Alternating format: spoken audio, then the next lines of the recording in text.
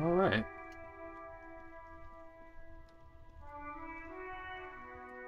Well, I want to say that we're kind of getting our life back together in this game. Kinda. I mean,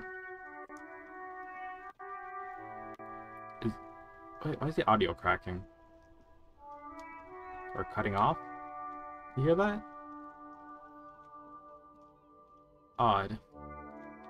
Yeah, I don't know if that was my headset or... Hold on. Is that the... Is that... No, no, that's odd. What the heck happened to the audio? I know this game just got an update.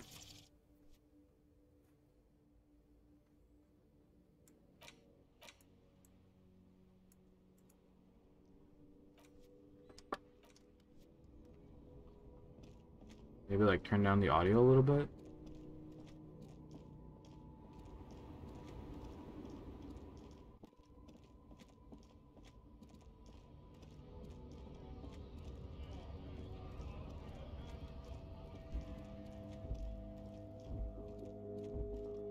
Alright.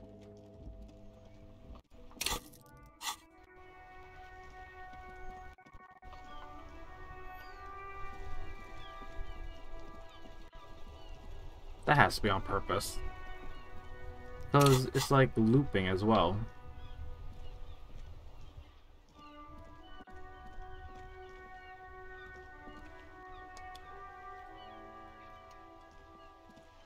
Alright. Yeah. That just keeps I don't know. I don't know if there's like an audio error with the game or something, or if it's my headset.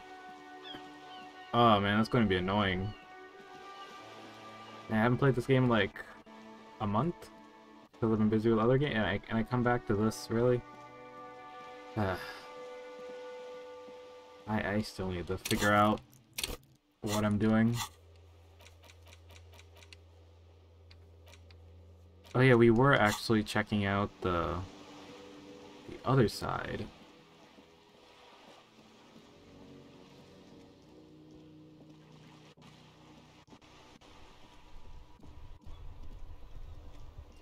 Like, I think we found everything but our gun currently. Yeah, like our gun is still missing. I don't remember if I visited that big man yet. Maybe, you know, while I'm here, I might as well. Or unless I already did before last time. I'm not too sure. But yeah, sorry for the crusty audio, I guess.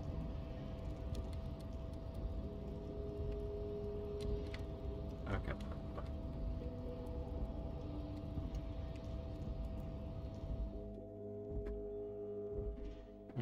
It was surprising we were by ourselves at the moment. Isn't it like early in the morning right now? I think we were supposed to go meet him by the hotel? Or no, he said he would like come by our boathouse, I guess.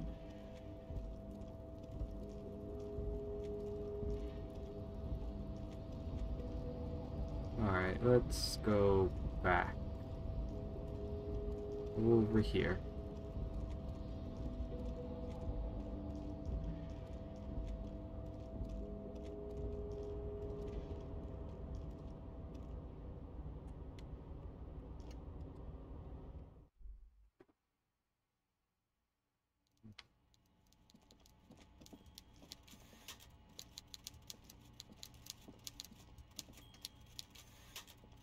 Mr. Dubois, every worker for himself, right? What can I do for you today? Open door, you asked me. Can we discuss the murder now? I'm very glad to hear that, Harry. One question. You didn't actually happen to stumble in and see what's inside the apartment, did you? He's trying to figure out if you're lying.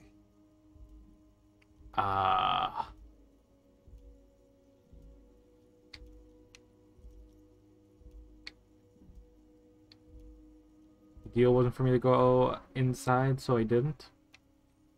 I may have gone inside and seen a collection of racist mugs. Yeah, let's say Just that. as I thought. Culturally antiquated mug collection. What a weasel.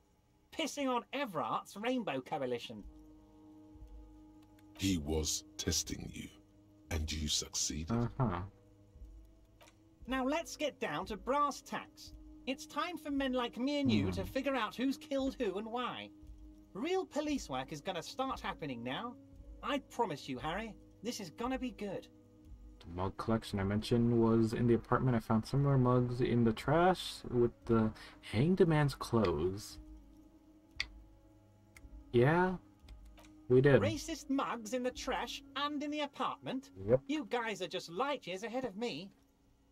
I have so much confidence in the ability of your organization.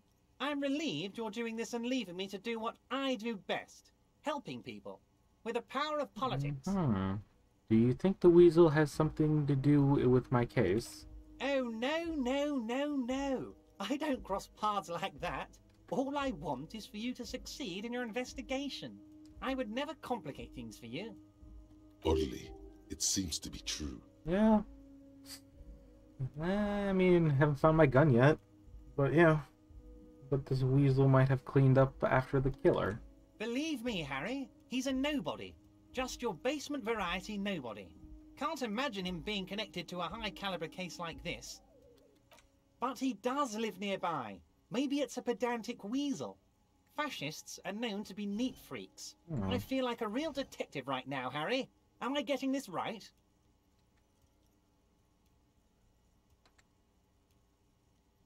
You know what? Let's butter him up.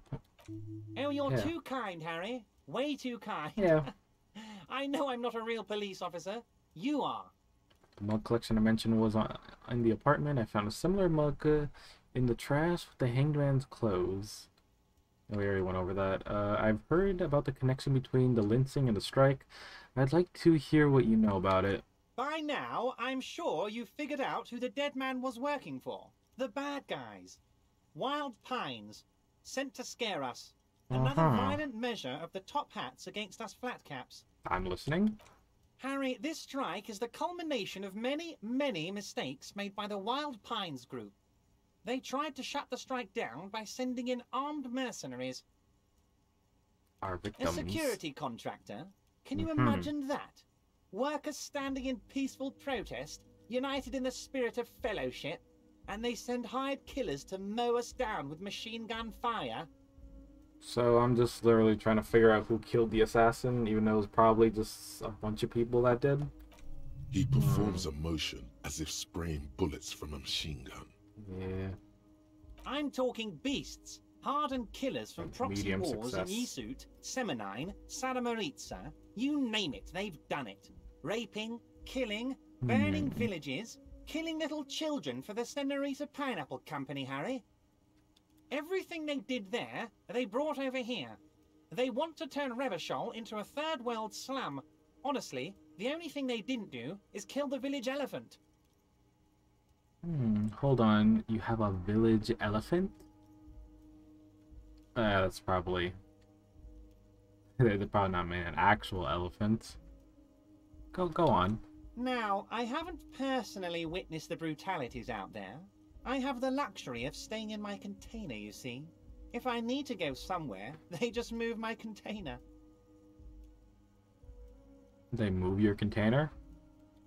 Yes, I'm an old man, Harry. Okay. My legs aren't what they used to be. They lift my office with that big crane. It's actually very fun. You should try it. How do you deal with the shaking, though? Like, I feel like a lot of stuff would just move. But enough about me and my fun container. The killers the company hired, I think there were 3 of them, all hardened commando types. One of them got downright suicidal, getting drunk, violent, a little rapey. Even their own negotiator couldn't control him. That's your boy, the one who likes hanging out and trees. How did he end up hanging from that tree? Harry, what you need to realize is, we dock workers are not pushovers. We got grit, Harry. This whole neighborhood does. Push us hard enough and we push back. And when we do, we push to kill. So the whole neighborhood did the murder. Potentially, Harry, potentially. We got arm wrestling champions, rowing club people, Ex-coal miners, tough guys, all ready to spring into action for their home base. So who exactly did the pushing? There's a militant wing inside the Union. A group of people whose duties don't involve manual labour, but peacekeeping in the neighbourhood, making sure everything runs smoothly. That sounds a bit like organized crime. Yeah, it sounds like a little bit of vigilantism. They're like you. Idealistic vigilante? people who want to make sure that bad things don't happen. And if they already have, well, punishment must follow. So literally a vigilante. Again, that sounds like organized crime. You believe they killed the Hanged Man? One day Titus Hardy, leader of this peacekeeping faction, comes up to me and says, "Boss, socialist democratic fervor drove us to take it upon ourselves to kill this beast that was burdening the land." He probably worded it differently, but that was the idea. Sure sounded to me like they killed him. I gave them 2 weeks paid leave and told them to lay low to avoid retaliation. Are you not afraid of what's going, that we're going to arrest them? Oh, I'm not at all worried about that. These are not the kind of men who get arrested. They're Martinez boys, tough and gritty. I'd like to see the man who takes them in. Besides, I sent my lawyer girl to look after them. Oh. Oh, your lawyer... Oh, she's on your side. He places a lot of faith in that lawyer girl. Perhaps this is a tactical error.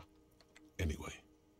You know, I want to know about this lawyer girl. Oh, Liz is a bright one. Yep, I knew it. I paid for that law degree myself, thinking it'll probably turn her all fancy. But hell, Harry, she came back a firebrand socialist. Sometimes she scares me with her zeal. Let's see. How do you know what the mercenaries were hired by the shipping company? How do I know? Let me tell you about these people. That's their MO. It's what they do. Last winter, some poor workers in Terminal E went on a little strike. The company sent in Sediment, a security contractor.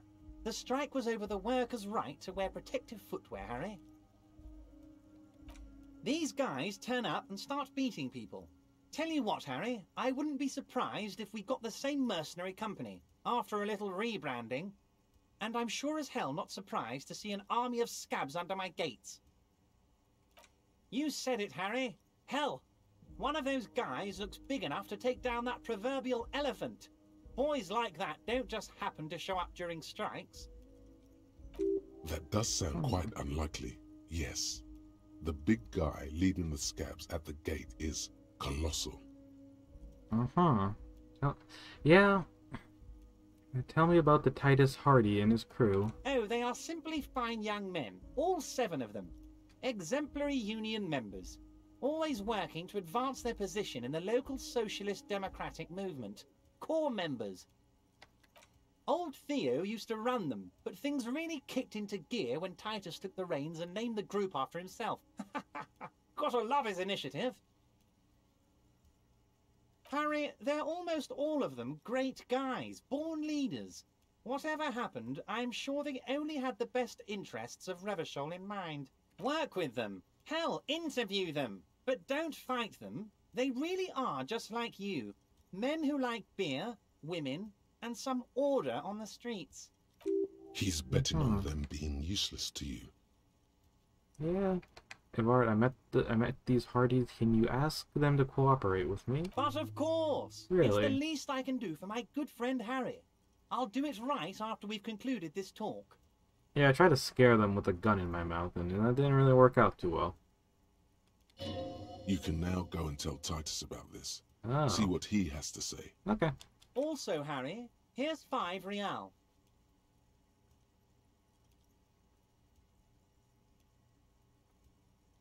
Why are you giving it to me? I'm not giving you anything. I'm just holding out 5 real. Needless to say, this is another move. Don't take it. I don't need it. I only wanted you to help me with the Hardy Boys. Oh, I wasn't offering it to you, just holding it out there. But Ah. I'm willing to share information. Was there anything else? Yeah, good talk. I see what he was trying to do. Was it a good talk? I'm not sure we made much headway here. I was Aw. hoping we'd bust the case wide open. Heck, I even wanted to tell you what I really want to achieve with the strike. I don't know what happened, Harry. I wanted you to feel like Mr. Martinez. And of course, I also wanted you to find your gun. But it's like I can't completely trust you. Yet. Yet? Yes, Harry. It's like I can't fully trust you if you're not a man of the left. I want to, but I just can't. A man of the left. So you have to be a social democrat. Oh. He's been hurt too much in the past by men who aren't social democrats. Okay, so let's see. We gotta choose our answer carefully. I'm not a man of the left. I'm a patriot of Rachel. You're right not to trust me. I take care of me. I'm a hustler and I grind. I'm a money engineer. What's that supposed to mean? I'm more left than you are. And there's another corrupt scheme, isn't it? I'm neither left nor right. What I do what my heart tells me to do. I kinda wanna go for number 4. Like, if we could try going for number 3, it's probably going to tell us wrong. Yeah, let's go for number 4.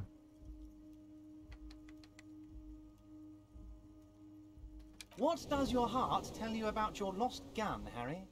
Does it tell you to forget about it? Or do you think it wants to be found? I think it's lonely and cold. I think it wants to be found, and I have a proposal for you. What would this entail? Once again, I require nothing unethical or illegal of you. You just need to get 2 little signatures on this piece of paper, and then mail it to my accountant in La Delta. And where are the signatures for? I'm glad you asked, Harry. The Union is going to build a modern youth centre in Martinez. It will be righteous. We're gonna get those teenagers off drugs and on roller skates. There's a nameless little street on the coast with some old houses around it. Most people have already signed. Okay. I just need 2 more signatures to get this mission off the ground, Harry. So the fishing village? Yes, yes, the little cul-de-sac on the coast, where all the men have drowned, in either the sea or the bottle. A gloomy place, doesn't have that Union attitude. You're already pretty deep into this. What's a little more? No one can see you here in Martinez. What will happen to the current occupants? They are just going to have to deal with the construction noise for 6 months, and then they'll be living like kings. Right next to a fancy new youth centre, designed by the best architects from Stella Marie. Is he absolutely sure the tenants won't be thrown out in the street? Are you 100% sure no one's gonna end up homeless? Am I? Harry, these people, Martinez is the most important thing in my life. I would never let anything bad happen to them. We're going to build a youth centre there. The value of their properties goes up and kids have a place to play in. I'm looking out for these people, not pulling the rug from under them, Harry. I'm looking out for all of Martinez, not just the harbour. Okay. You bring joy to my heart, Harry. Such a pleasure to be working with you. Here. You need to get signatures from Isabel Sadie and Lillian Carter. The cul-de-sac is right past the pawn shop and across the canal. I heard there was some trouble with the waterlock, but it should be fixed now. Yep. Once you have the signatures, mail this to 13022 La Rocca in La Delta. Then we can talk about your gun. Why would I just lie to him right now?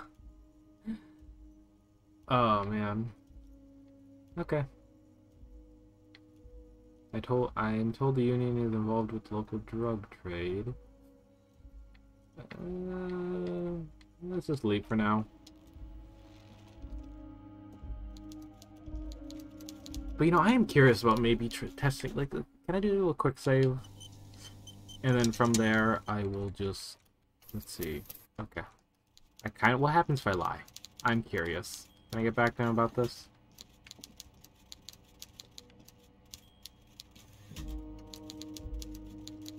Mr. Dubois, every work... No, you didn't. Ah. I know the mailman, Harry.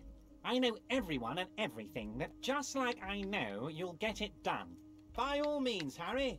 What's on your mind? What? Harry, how could you say that to me? You know I appreciate a joke as much as... The reaction appears to be sincere, but it's impossible to tell with this guy. No, Honestly. I am not. You've hurt me, Harry. Me, a friend. But you know what? I trust you, like I trust all my friends. And I know you'll never talk to me about this again, because you don't want to wound me. So... He's hiding his real reaction beneath courtesy. Mm-hmm. Most certainly, Harry. Nothing brightens my day like brainstorming these things with you. I think I've already went over a lot of the options with him. By all means, Harry. Okay. Well, honestly, I just wanted to see if that would change anything, but... No, not really. Didn't really change much. Mm-hmm. But yeah, I just realized this entire place is a shipping container. The fact that they can move it? Yeah, that's interesting.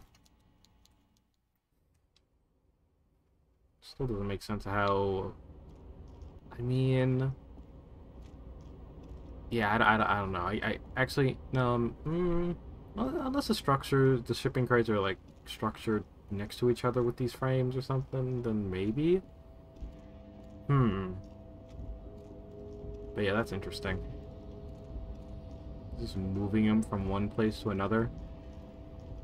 Maybe that'll be a lot of hard work with those cranes, you know?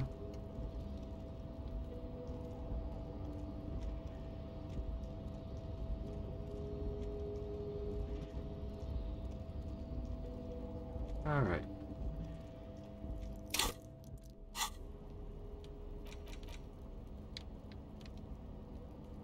You take the legal documents out of the envelope. A 12 to 40 month construction period and the zoning plan in the addendum. Try to find a loophole in the deal. Let's try that. There is no loophole. Oh. The simple truth is the current residents are going to lose their street access, and for the next 12 to 40 months, their lives will be dominated by constant construction noise right next door. There's terrible poor people. I can't do something. Yeah. So let's see. There's terrible poor people. I can't I do something? Well, you could trick Everard. Get some random people to sign the document. By the time the union boss finds out, your business here will be already concluded. Look at the zoning plans. The youth center cuts into the ocean like the bow of some great modern ship. Apparently, it's going to cover most, if not all, of the street and the square between the existing houses. It's 3 stories tall. It's going to be awfully close to the already existing buildings. Okay. Almost wall to wall. Practically. Okay, so let's get some random signatures instead. That seems to be like my only loophole for this.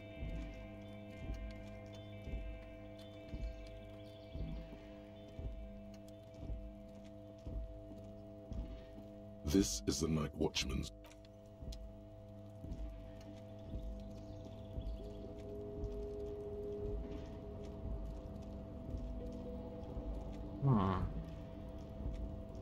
Oh wait, can I actually go down there? I just realized, zooming out, I can. Alright, no, wait, I've already been there. Alright, yeah, no, okay. Sorry, the map looks a little bit different zooming out, and yeah. For one thing, I can see a whole lot more.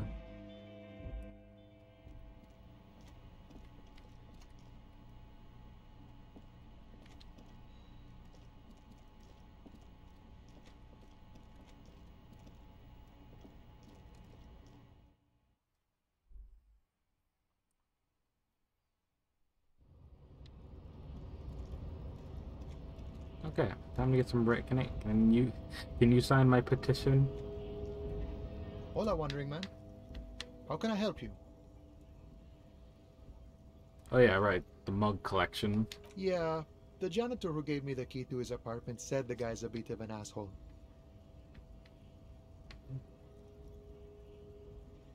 Yeah. Mug collecting certainly represents an quintessential value. All I see are busy contaminating racist mugs with a class wants. A man with a funny mug collection can't be that bad. All I'm saying is he had a lot of mugs. Let's try going for the first one. Like I said before, I don't know much about this weasel, but the bossman said he's a real piece of work. Okay. Thanks for helping out, friend. Yeah. Alright. Mm-hmm.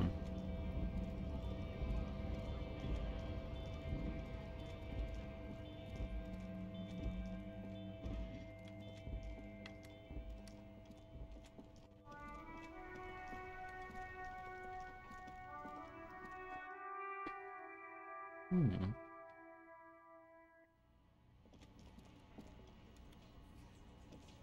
I've got nothing to say to you. Why are you... Okay. Wait, was I supposed to speak to you again? Looks like Yeah. the circus left town, but the clowns are still here.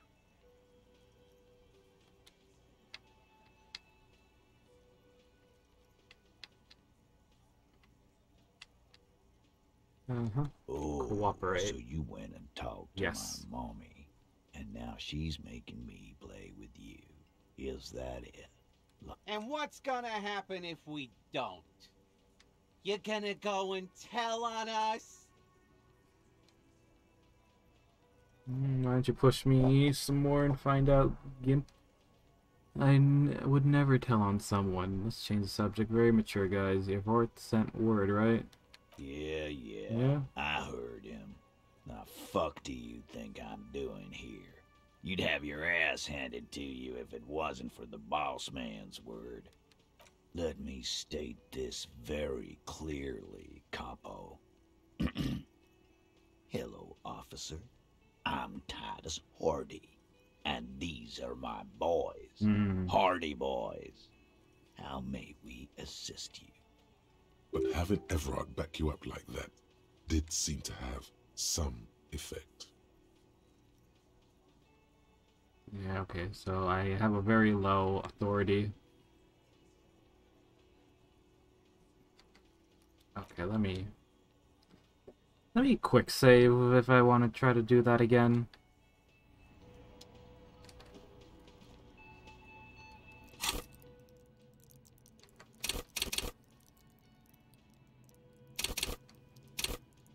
Okay, actually, before I do that, you just quick save. Maybe put another point into authority to help me out.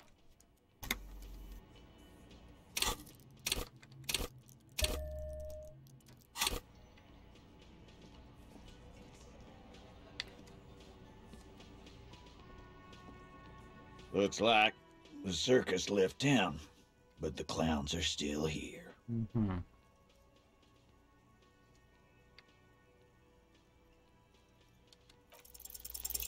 This time it's going to work. You already ruled out the first bad option that didn't. Well, first you're going to tell me has someone been hard, and then you don't want to say who. That's bullshit. Yeah. Stop shitting your pants. You don't need to know, alright? We took care of it. We're out the authorities. I think we have to The know. law handled it, alright? Yeah. Aren't you listening? Okay. It's done. Yes. Finito. I get to say it. You're not the law. I'm the law.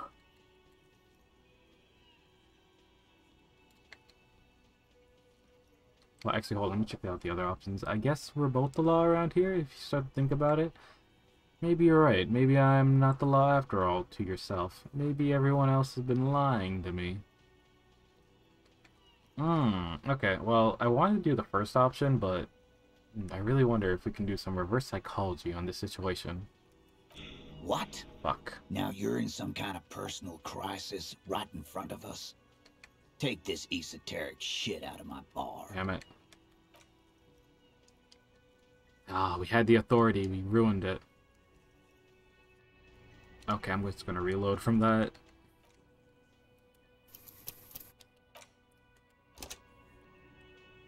Okay.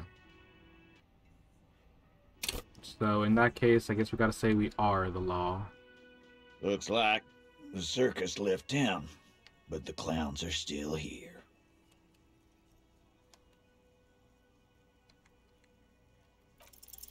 This time it's going to work. You already ruled out the first bad option that didn't.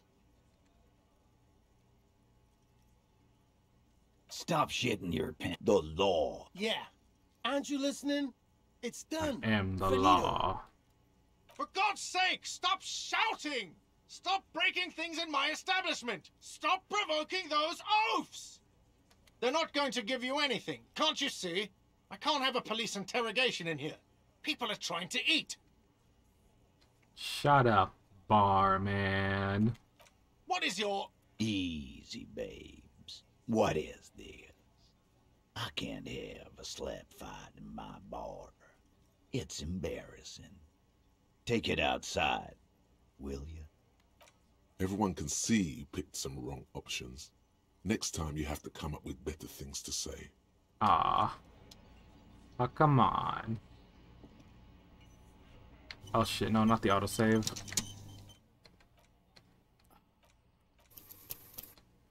Okay, no, that was a quick save. Okay, got it. Autosave and quick save are different. Now I kind of want to, like, I swear, this has been, like, the one I've always kept on loading back into. Seeing if there's any, like, possible chance. Looks like the circus left town, but the clowns are still here. Starting from the right, sit a piece and then in the far corner. Standard working size in conclusion. Exact. The fuck is with you, fella? This time it's going to work. You already ruled out the first bad option that didn't. Stop shit, the law. Yeah. Aren't you listening? We're like both the It's law. done. Finito. No, asshole. Damn it. You're nobody. I'm the law. Stop yelling about... Jeez. Dang it. Okay, Okay, that didn't work out. Okay, so we have to say I am the law. The authority in this situation.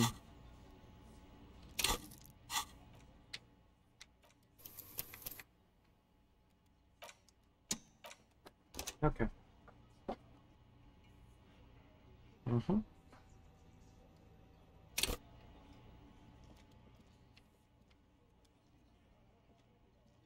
Looks like the circus left town, but the clowns are still here.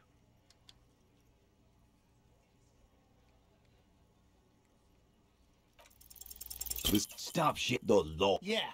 Aren't you listening? For God's sakes, they're not going to give you anything, can't you see? I can't have a police interrogation in here. People are trying to eat. It doesn't concern your cafeteria manager. Or should we try to act ferocious? I'm gonna tear your stupid hairy head off of guard.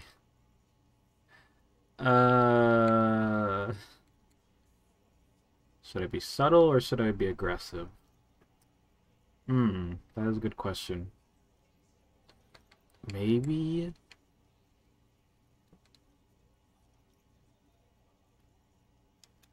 Wait, what? Easy, babe. Everyone can see you picked some wrong options. Next time you have to come up with better things to say. Okay, it's just gonna lead me in the same pathway, I guess. Can I help you?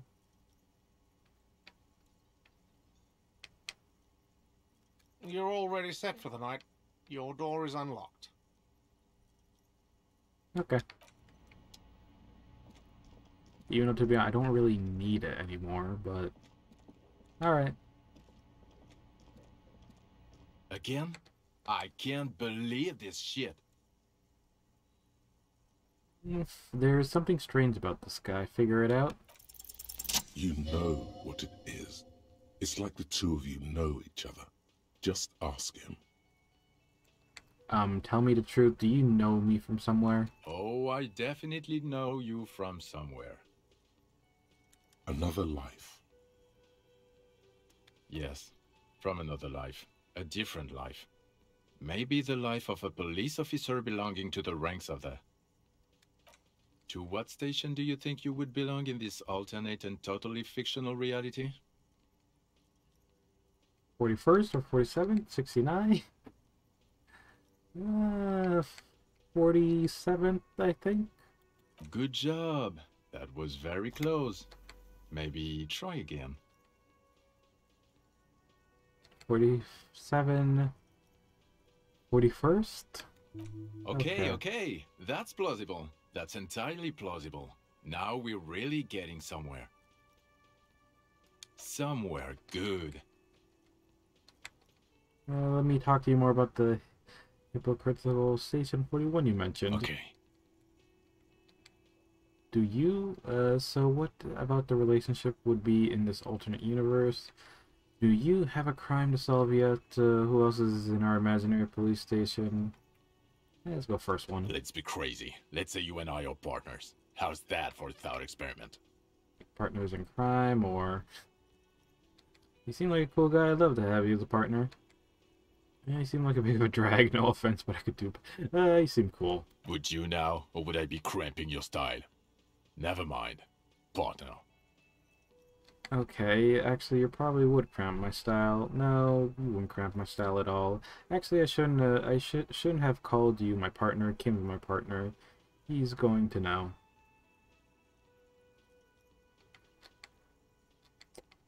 Maybe you're right. Oh god, I'd hate for that to happen. You know what might help prevent that, though? Me doing my fucking job and not pestering you anymore? You doing your fucking job. Okay. Do you have a crime to solve? Oh, no. You see, I enjoy watching other better cops solve crimes. And let me tell you, it's been quite a privilege seeing you work. This isn't helping. Let's see, who else? You're not going to believe this, but... police officers. Yes, sir. Solving crimes, locking up bad guys, and get this, and not getting that drink on at 2 o'clock. Just some regular boring motherfuckers in suits and uniforms. Nothing spectacularly extravagant like you, the far-out son of Lung. Who is the far-out son of Lung? Oh, it's you, you eccentric genius. I mean, with your unorthodox approach to police work, it has to be you. I want to know more. Not even a little bit. Oh. Okay, yes, you get the joke. Leave it at that. Okay. Neither can I, partner. Neither can I. Okay, the man with the sunglasses and his hypothetical Station 41. Weird, right? I guess? I guess it's kind of weird. No, the whole interaction is perfectly let's not discard this thought. Let's see. Yeah, it's kind of weird. There's something missing here. Something you can't put our finger on. You know what? Just ask him. I know it sounds crazy, and you'll probably get laughed at. But still. I was thinking the same thing. I should probably go ask him if he's from the same station. Yes, just cross it off the list. It's probably not true, though. Okay. Again? I can't believe this shit. Yeah, look, I have to ask, are we from the same police station? I'm going to say no. Just to see what you'll say to that. What'd you say? Yeah, probably not. I don't remember you from anywhere, or okay, God fucking shit. Okay, I was clearly wrong. He is a firefighter, male nurse, animal control agent, something of that kind. Not a cop. Go on with your cop work. Don't let me stop you again. Okay. See you around. Can I have a signature? Oh, hello, dear. There you are again.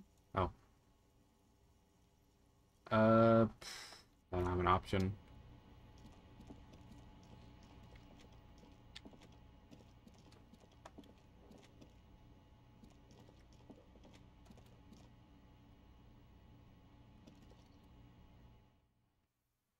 Alright, I might have to go back to the big man, tell him his boys aren't really cooperating.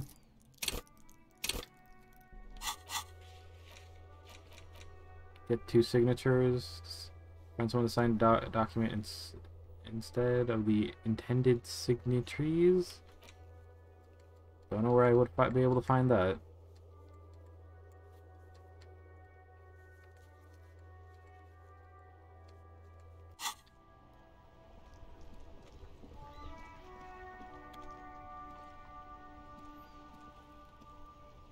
Now it's turning into a kind of a snow limbo, man. Yeah, it is snowing.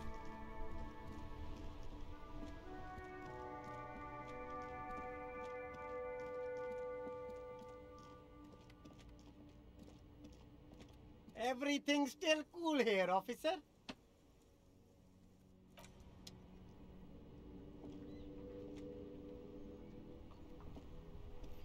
You keep coming back. That's good, officer.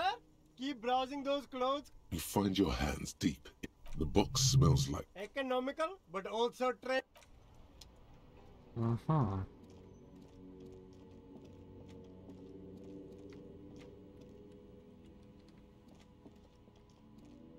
Alright. Could I have the pawn shop dude sign my petition for me? Hello, hello. Let me know if I can help you with anything. Okay.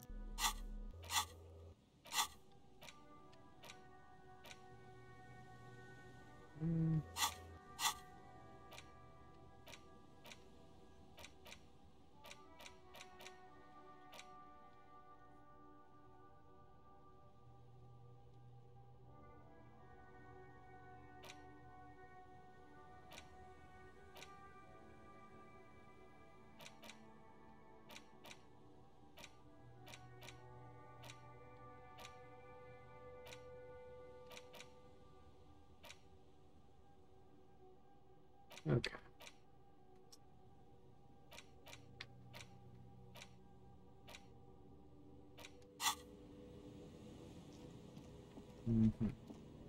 Nope. What is this? Broken down fence, a barbed wire. I can actually go through it. Okay.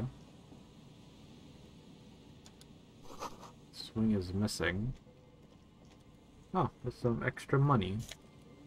I'll take it.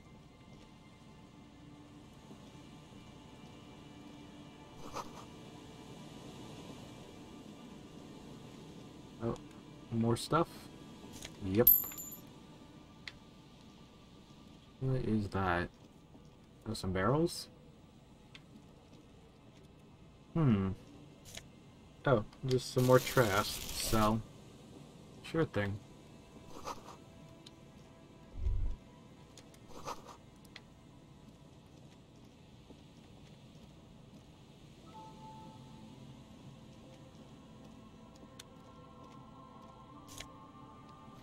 Oh. I got like a movie I could probably sell. Oh, another bottle, and I think that's it here. Yeah, that seems to be it. Okay, that was cool. Got some goodies to sell. Mm-hmm.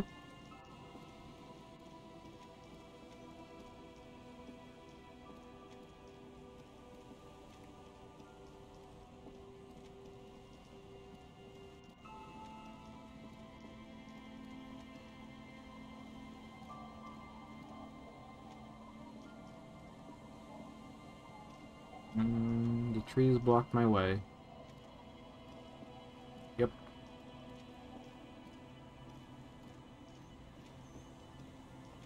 Let's go in here, see what's up with this.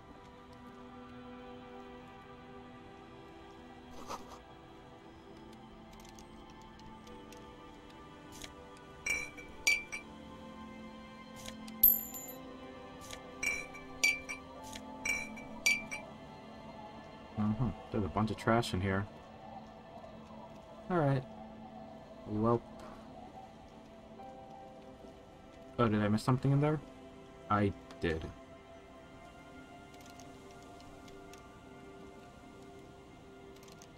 Okay, so I cannot open that.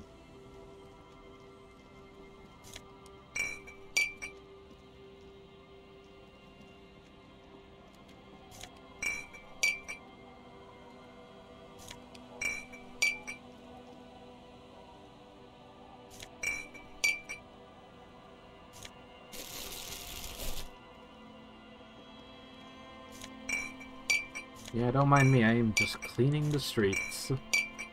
I'm doing my share of community service. And finding, like, extra change.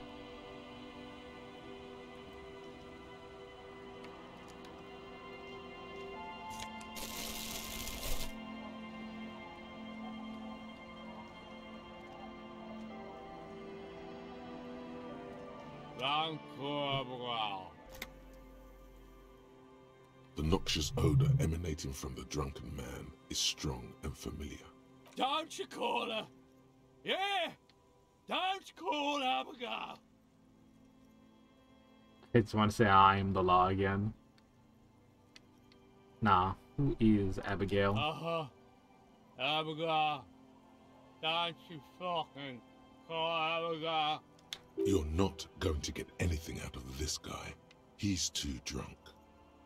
Why shouldn't I call Abigail? He snorts and beckons you to lean in closer. Don't call Abigail.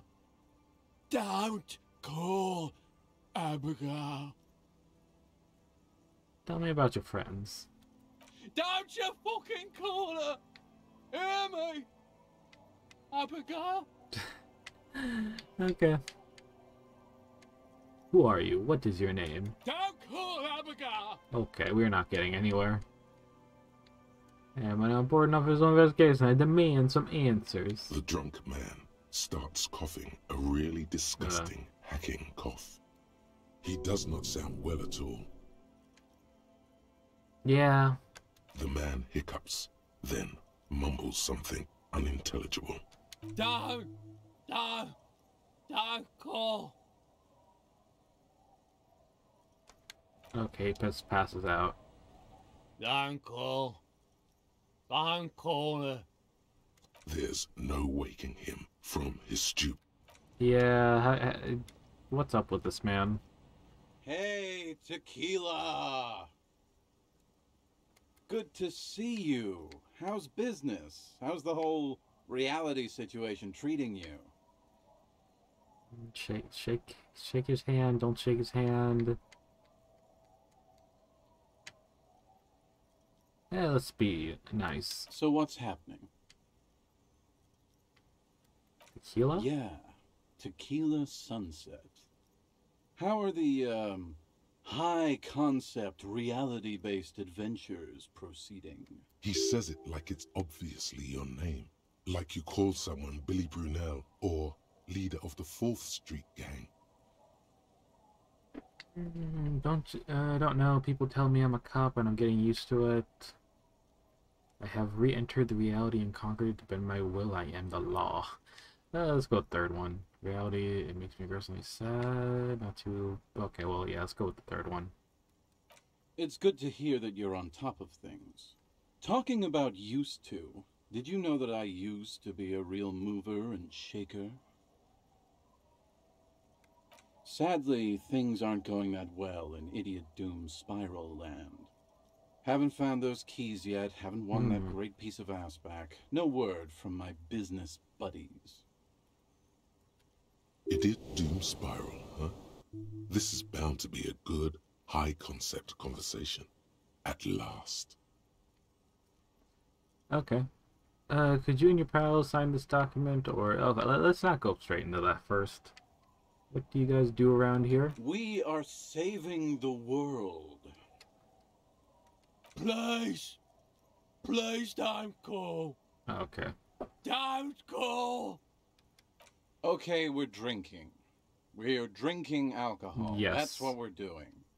I tried to save the world once, a long time ago, with enterprise, creativity, and willpower. But that didn't work out.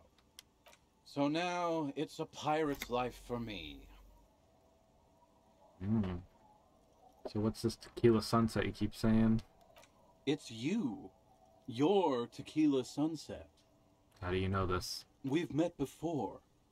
Don't you remember? No, you sure don't. Maybe? Maybe.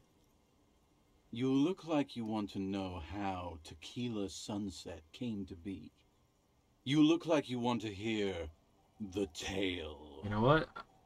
You piqued my interest. Mm-hmm. Let me take a sip to moisten up my cords. I should do the Tequila same. Sunset rolled into Martinez last Friday. And by Tequila Sunset, I mean you. The man, the myth. Wait, did we meet on Friday? Or was I alone? Hey, let's not jump ahead of Okay. ourselves. This is your story. Stop interrupting. You got here on Friday to solve a case, hoping to be the early bird who gets the worm. And by the worm, I mean the buzz. Because as far as I know, all you did was get piss drunk. Word on the street is you went around the local hostel telling people that you're a police officer, and that it would be really fucked up if you shot yourself in the head right in front of them. That's pretty high concept, if you ask me. It is. Yeah. Okay, you know what? Yeah, this guy's just literally telling us the entire story. What, like you never threatened to paint the wall with your brains in front of strangers? Please continue. Oh yeah, it's not the first time this comes up, coughs awkwardly. Please continue. It was a late Saturday night when we, the Union of Moribund Alcoholics, were getting our drink on. Nothing remarkable about this, we get our drink on 24/7. Makes everything warm and glowy. I trust you know the feeling. One moment we hear the sound of a motor carriage revving up somewhere on the plaza, followed by a series of dings and bangs. Do you remember the sound of wood cracking? The billboard? Naturally, loud noises pique the interest of anybody owning a pair of ears. That's just the reality we're in. Naturally, or I want to get off the story train right now. Naturally? Anyway, I don't want to there get was off a brief it. silence, a gasp of silence, if you will, followed by a real commotion. We heard the carriage careening towards the coast at top speed. Sounded like someone jumped the canal. We grabbed our brewskis and rushed to the jetty. Never underestimate the speed of an alcoholic. What we saw was a sight to behold. A beat-up police carriage containing you. Right there on the beach. You revved the engine and screamed at the top of your lungs, "The time hath come!" So, naturally, being the curious cat I am, I asked what time hath come. To which you replied, "The time hath come for Tequila Sunset, the end of all things." Oh god, what happened next? Say nothing more. Say nothing, it's more dignified way. It's more dignified that way. Every single word. God. You just say nothing. After which, your reality contracted. You jammed the pedal, plowed right off the jetty, and through the ice. We ran towards the ice, whilst you crawled your way out, miraculously unhurt, covered in seaweed and shit, like some kind of sea monster. When we finally got there, you were sitting on the beach crying. You said that your badge and uniform were in the car. It was too late to get in there, though. The carriage had sunk too deep. Recognizing a brother in need, we offered our condolences and invited you to party with us, which you naturally agreed to. We asked about the whole Tequila Sunset thing, and you told us it was your name now, and insisted that we all call you that from then on. Ice. No, wait, so Tequila Sunset was an event or a name? It was a name we were saying while we were drunk. Tequila Sunset, huh? Sounds pretty good. My real name is Harry. Let's be honest.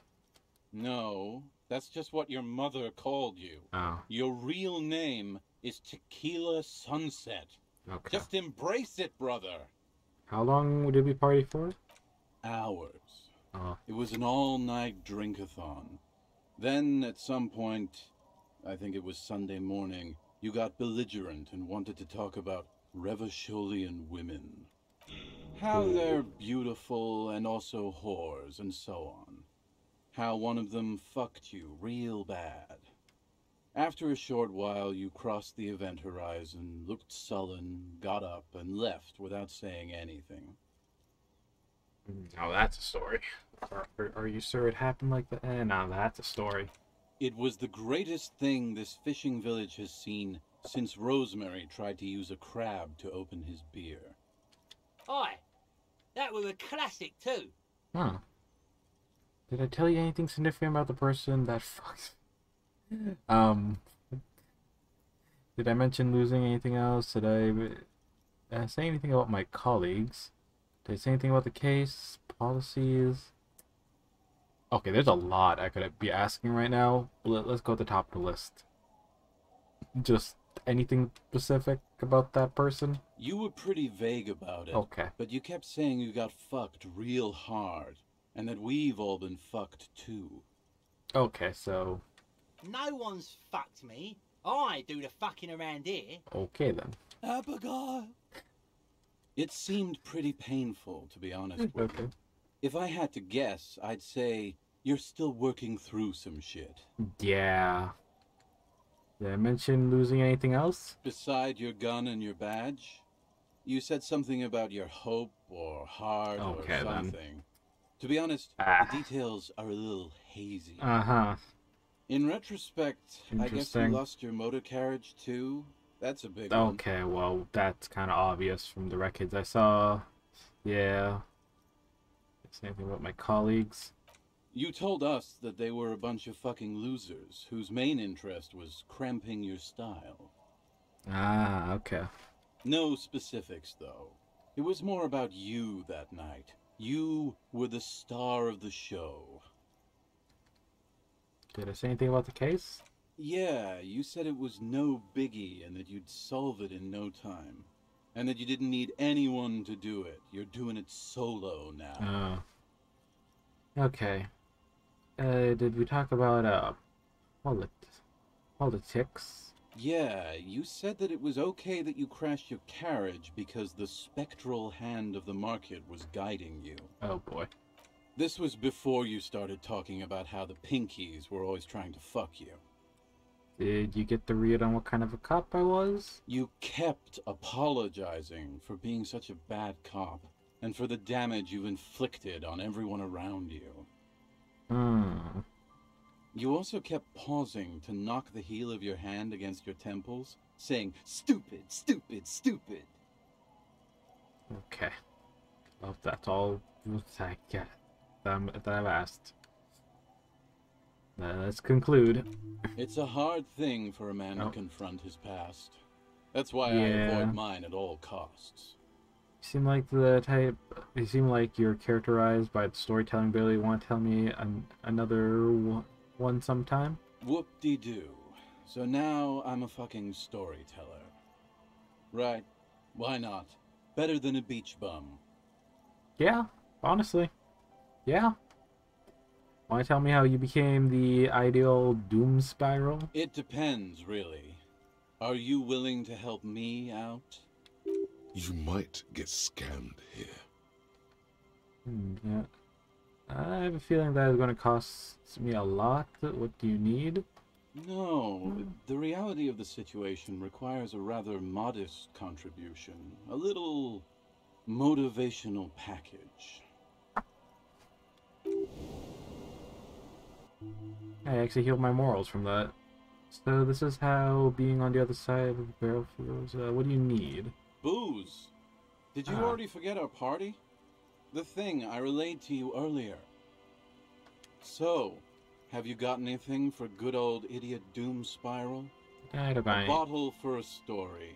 Seems fair to me. Got anything on me right now? Then I will see you again once you've procured some. I could probably buy it at the store. My good friend Rosemary here sells all kinds there's of a stuff. Good excuse to buy some beer. All kinds, sir. Beer and wine. Yeah, you know what? You too, Tequila Sunset. You know what? Also, I think I swear, Tequila Sunset. Wasn't that like a name of like a Fallout New Vegas drink? I swear it was.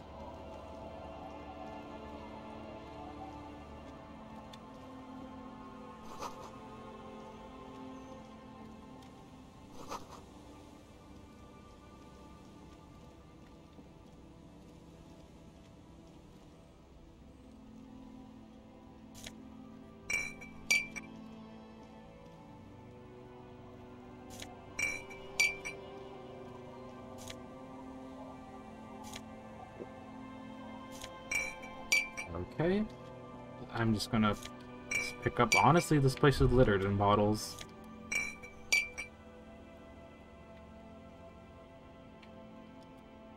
A drop in temperature, an easy flow there. An empty street. Before you, a thoroughfare unjammed with lorries. No more drivers smoking on hitch steps. Just silence. What did the smoke smell like? Chemically sweetened. Across the road, a forgotten bus stop. Corrosion has opened a hole in its roof.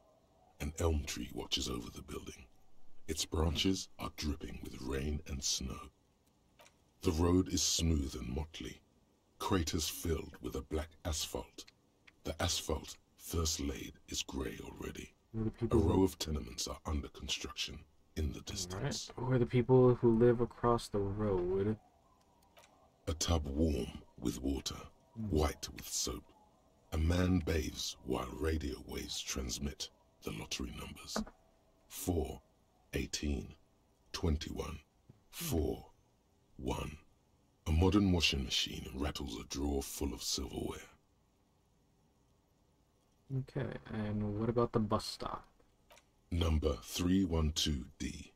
Young girls used to come here, huddled up, hoping for more warmth than their thin coats give them. The bus took them to school. It has not run for 8 years. There were not enough girls to sustain its cost. What about the road? Craters pocked the surface.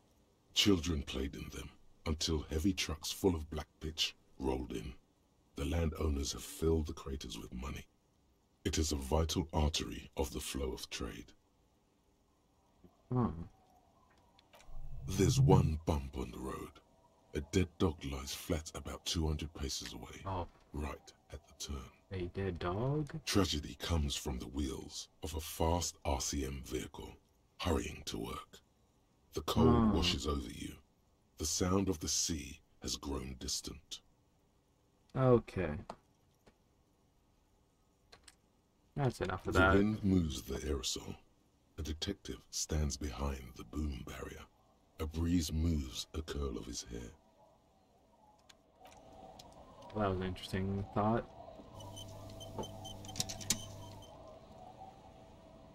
Oh, is there more trash to pick up over here? There is.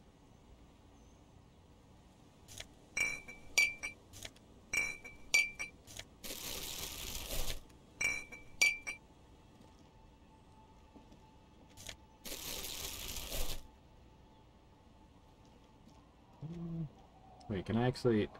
Can I get on? No, okay, this is stopping me. Okay, so I can't go onto that side of the road. Alright.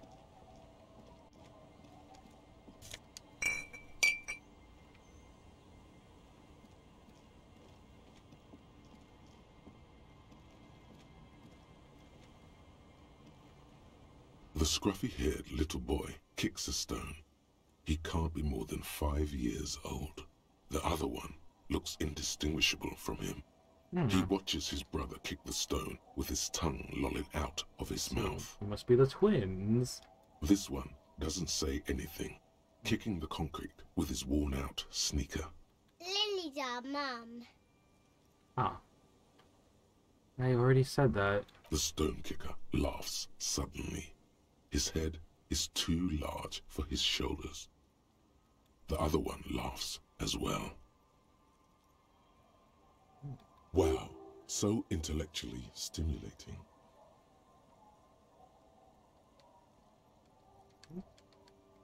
Children are stupid. You guys look identical. The stone kicker one becomes frantic all of a sudden, as if that's something to be scared of. The obvious fact that you just stated. He looks just like me. Yes. Yeah. The boy doesn't answer. Where are we getting His with this brother conversation? throws another rock. Both of their hair is covered in some kind of dirt. Okay. The rock kicker was just being shy, but now he's enthusiastic again.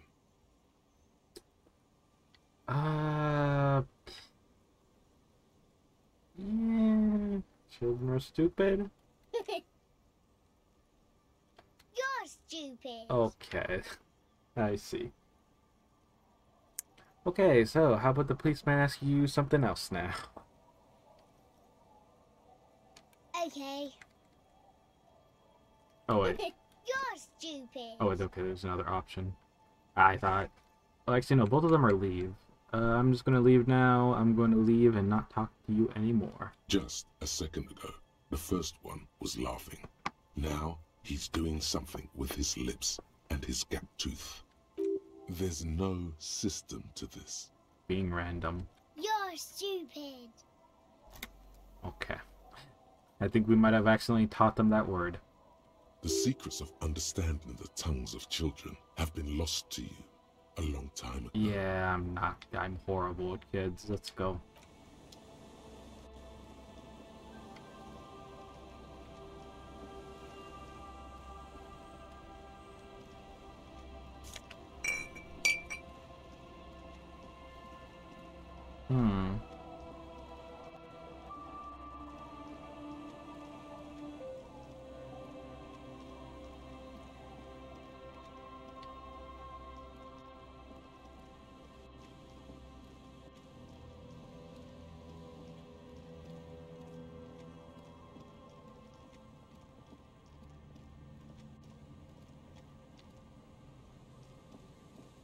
How about up here? Did I really explore much? This leads me back, over here. Anything by the bench? You sit on the wind-worn wooden planks of the bench. Your feet ache. Just twaddle our thumbs for like 15 minutes. The twiddling barely keeps your hands warm against the frigid wind blowing. Okay, let's get up.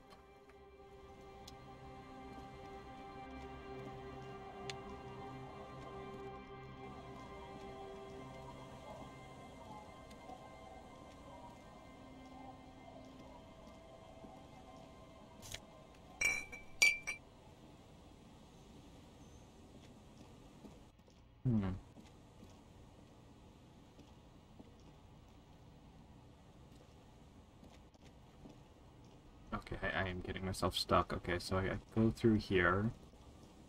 Let's try going down here and see what this is about. Nothing is in here. Okay, that's over there, and... yeah, I think that's kind of it. I should probably go back to the corner store and get some booze, but... Oh yeah, let me actually explore the rest of this area. Yeah. Oh. Can I... Okay, well there's a shit ton of bottles here.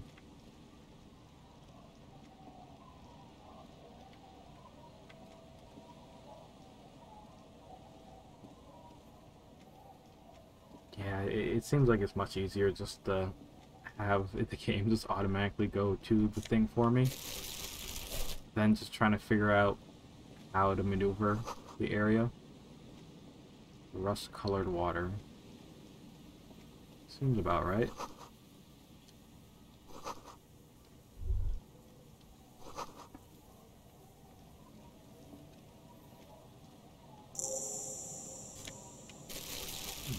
I got quick travel now. Oh. Oh wow, this place is way... Okay, there's a whole lot more to this area than I thought there would be. Jesus. Yeah.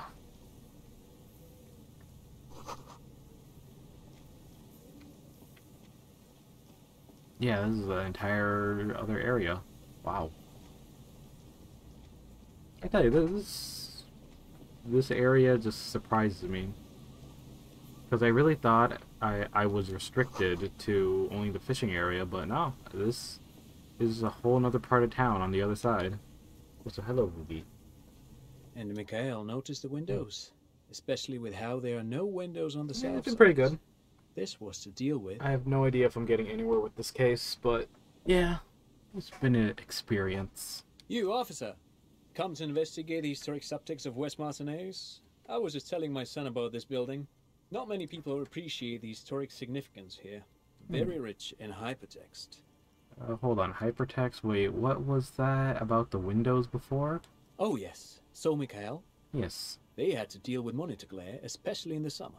They still It had is. vector It is monitors definitely back then. different. That was 49 The years fact ago. that they have it fully voice So they acted is didn't amazing. have windows on the south wall. Let's see. Hold on. Hypertext? Yes, hypertext. Young Carp and the collection of cultural hyperlinks. Ah. Alright. Let's continue. Alright, you were talking about the building. Go on. Very important. Mikhail, say hi to the officer. For once I run into some, like, friendly people. I want to say, like, almost everyone I've met has been either hostile or just a piece of shit. So, yeah. I've met, like, one or two nice folks. Mikhail's a little tired today. We spent all night trying to run Orbis on his radio computer. Have you heard of it? It's a programming language used in Grad. Quite tricky, but he wanted to play this Grad-made adventure program. We've been getting really into Worms lately. The man speaks in the artificial cadence of a professor, or someone who's been on too many radio shows. Okay, that reminds me of that whole radio game thing I remember finding at that abandoned lab. But I assume you're not here for giant worms when there are so many real things to see. Just as I was telling Mikhail before, this is where the Coalition landed in 08. We could be standing on what is the most interesting landmark in Revachol West. Okay. Wow, get a load of this guy. He really enjoys his trivia. The Orbis programming language was named after its inventor, Victor Orbis, a cybernetician from Grad. They run Vox in the Occidental countries. What's so fascinating about an empty old building? You look like someone who has money. Do you have any money? I don't think we need to beg for money anymore. At this point. Aha! But it's not just any empty old building. What not a lot of people know is, this used to be the R&D department of Felt Electrical. And Felt, which now sells ink cartridges mostly, was once a top dog in the turn-of-the-century cybernetics boom. Look at the building looming over you. It looks old and weathered, with Yeah. seagulls picking apart its stone and metal carcass. Bushy undergrowth has taken hold of the collapsed rooftop. Some kind of bird has set up a nest on a broken windowsill. Alright, I don't think I've ever heard of the field of electrical. That's not surprising. Only a vestigial ink cartridge and ferrotape manufacturer remains. They started out as a midway electronics outfit in Königstein 2 centuries ago. After an aggressive move to Revachol, Feld became a global player in the emerging personal electronics market of the pre-revolutionary era. Still, Tricentennial was beating them in business machines. But Feld had an ace up their sleeve, or should I say they were developing an ace up their sleeve. An ace? I'm mixing my metaphors here. What was that ace? It was here in Martinez, possibly in this very building, that they developed prototypes for a tape computer. Ah, tape computer. I think I've ran into this. Yeah. An elegant folding mechanism of rollers and ferrotape ribbons, portable enough to be a take-it-home solution. Revolutionizing business machines, possibly even bring them to the average consumer, which is a feat of engineering even today's giants, Rehm, ICN and ZAM, haven't achieved yet. He assumes something like a combat stance, facing the wind. What happened? Indeed. What? The revolution! Unfortunately, their moonshot project never made it to the market. Feld's move to Revachol backfired. The revolutionary government liquefied their assets and expropriated those very advanced prototypes. Possibly from this very building, or one of the adjacent ruins. All of this was built by Feld, even the boardwalk. Wild Pines built Martinez proper as a resort for their middle management. Feld built this side of town for R&D. You're saying that the field electrical built this boardwalk? Yes, they even built a pleasure wheel, but that got destroyed in the war. A wheel? Yes, to lure in their star engineers. This part of Martinez was nothing but reeds before Feld arrived. They had to make the prospect of living here attractive. It was supposed to become a global center for innovation in cybernetics. But history had other plans. So what would happen to those engineers, the company people? Oh, I'm afraid it didn't end well for the boys. But this story is a bit too dark for little Mikhail here. Really? Now, if you were to ask about tape computers... Wait, is he saying that we should just bypass the excesses of the revolution? Turn to Michael. He means they all died at the hands of the communists. Tape computers, right. Tape computers? Yes. I probably don't want to, like, expose the boy to, you know, death. And yeah. What did the revolutionaries do with those advanced tape computers? They used them for military communications. Okay, kind of obvious. Also to write and send out press releases. The most notorious example being Le Décret de Mars. Hey, little Michael, want to see a tip? No. What's the Mars Decree? I mean the radio transmission sent out to news agencies and world governments by the newly created commune of Revachol on the 7th of March in the year traumatize the boy. A short-lived legislative foundation for a short-lived utopia. It's a beautiful piece of text, actually. A singer-songwriter I know, Charette, called it a love poem to Revachol on her political concept album, Bon Baiser dans ce Lind. You should read it. Every local library in Revachol stocks a copy of the decree. I tried to get Mikhail to memorize it. Tried to. Someone was much too interested in worms to be paying any attention. The kid takes a peek at the green and silver worm on the cover of the book, already forgetting about this part of the discussion. How did the tape computers work? Did they work like radio computers? Actually, no one knows. No one even knows what a computer made entirely of tape would look like. But word has it, they were very elegant, exquisite, alien-looking turn-of-the-century hardware. Yeah. Buckle up. 10 years ago, I did a little freelancing, I guess you could say. I was a special consultant for an exhibition at the Wompty Dumpty Dum Center in Vredefort, Oranje. It raised the same questions, and we had lengthy discussions with Paul Ockerman, who was head curator at the time. This was before the twins Keith and Guy Juice joined the team, trying to... Wait, did he just say Wompty Dumpty Dum Center? What the hell is a Wompty Dumpty Dum Center? And who the hell are Keith and Guy Juiced? I like how the encyclopedia is just questioning this the most. Okay, the Wumpty Dumpty Dum Central, Paul Uckerman, Keith the Guy, Juiced, so what are you guys talking about? Okay, back to where were we? The tape computers, I think? Let's go back to tape computers. Yes, tape computers. And Feld electrical. But of course, what else? No, thanks to you for having me and little Mikhail here to pick your brain. A very interesting conversation indeed. Pick your brain? If anything, this was rather one-sided.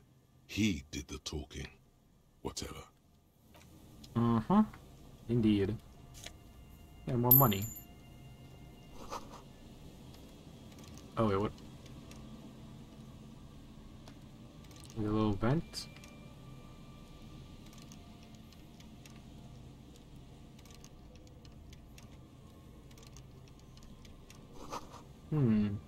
No way out of here. I mean, can I not equip, I think we got some items to help us out, right? Tools? Bolt cutters? Or chain cutters? I do say. Aha, yes. It works. Wow, $5.25. What a nerd. I mean, honestly... yeah, I don't know if I have the... Let me check. Do I even have that on me still? Or did I accidentally pawn it? Oh no, I still got the... this cube item. The memory thing. I don't... Yeah, the... can be... Yeah, the thing that was used in the radio computer. Oh. The remaining windows rattle from a strong gust of wind. They're covered in a thick layer of grime. They must have been like this for 40 years. Let's see, it's inside. Dripping water falls from a high place. All you can see is the shadow of a collapsing staircase. There's rust and corrosion on the bars. They're foaming with it. And a small layer of white salt from the sea.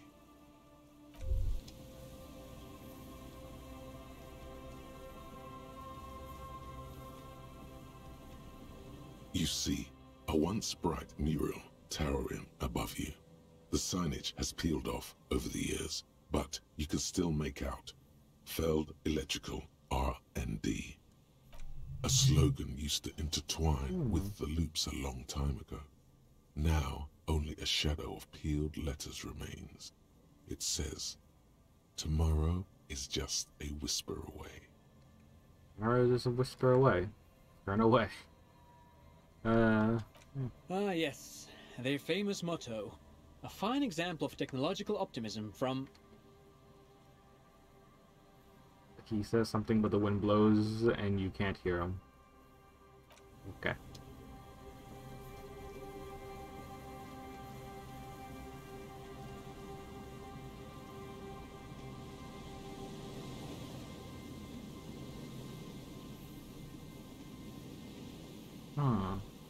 Okay, before I go up there, let me check out what's down here. A metal payphone under a yellow plastic dome. You could use it to call someone, unless you're out of change. You hear the tone. The machine is inoperable. 10 cents to dial a random number. 005. Okay, they actually give us a number. Sure. Calling. Still calling. End of tone. Someone picks up. Pierre? Is that you, Pierre? Yes, it is me, Pierre. So nice of you to find the time to call me. It gets so lonely. Even the animals have died. I guess, let's see, what type of pets you got? That's no good. They get lonely when you're with people. What kind of pets did you have? Are you sure you're Pierre? Your voice, it's different. There. Chrysanthemum. Her voice is drowned in white noise. Sounds like waves washing a beach, growing in volume until the call suddenly disconnects. Let me try again. Calling. Still someone. Hello, Gerard speaking. Oh. Hello, Gerard. Hello. Technically speaking, you're electricity. No, what you are is a surprise. Get his wife on the phone. Hey, Gerard, you get your wife for me, will you? Who is this? It's Pierre, and I'll put her on. I don't like waiting. It's Harry. Put her on. It doesn't matter. Put her on. I don't like waiting. I'm sorry. It was a stupid joke. I shouldn't have called you. I'm so stupid. I'm so sorry. Either I say it doesn't matter, or it's Pierre. I'm not going to say it's me. It's Pierre. Who the fuck do you think you are talking to me like that? Oh god. I'm the guy who's flipping your wife. God. Now put her on before I lose my patience. Gulami Million. No, I'm sorry, I shouldn't have done this. We are prank calling someone right now. This is what we're doing. Ah. Let's see. Sure, let's dig this hole even deeper. Let's do some of the trolling. Just tell me what's going on here. Bien, come here. God. The sounds are muffled. You can make out two people, a man and a woman called Bien. They're talking to each other in agitated voices. There's a shuffle of feet. Children, maybe. Amid the howling in the wire, you make out a woman's voice with a thick Samaran accent. Gerard, this is a joke. Someone is making a joke. More shouting. You're pretty sure you hear a man saying fuck several times.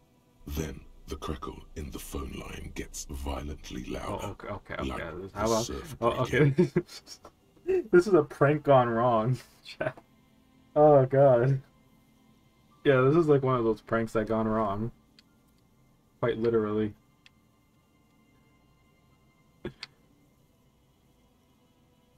Oh god, do we want to be more of a piece of shit? Stop it, just kidding. I'm not sleeping over this. Oh god. We could just hang up and just leave him hanging. It's just a joke. It's just a can't joke. Make out a single word, just vague voices. Oh, One okay. more, a child has joined. Something breaks. Okay. Or falls over. Okay. Oof. Footsteps approaching. Something hits the phone with a Okay, loud well, crack of plastic and a microphone hiss. After that, you are left with the disconnect tone. Let's prank call someone else. Calling. God, we just ruined a relationship. Made like a lady who lost her pets confused. What's next? Calling. Calling. Still calling. Still calling. Still? What's next? Stop calling me, man. Oh. I'll get you your money, alright? Oh. I just need till tonight. Let me work. Yes, but slight change of plans. I want this delivered to me in the whirling rags at Martini's. Ooh, we could actually... we could all be a bit kinder to each other, don't you think? Consider your debt paid, my friend. Oh my god. You seem to be in some sort of trouble. Maybe I can help you. I'm a police officer. Okay, let's... You know what? Oh god. Yes, but slight change of plans. I want you to deliver to the whirling rags in Martini's.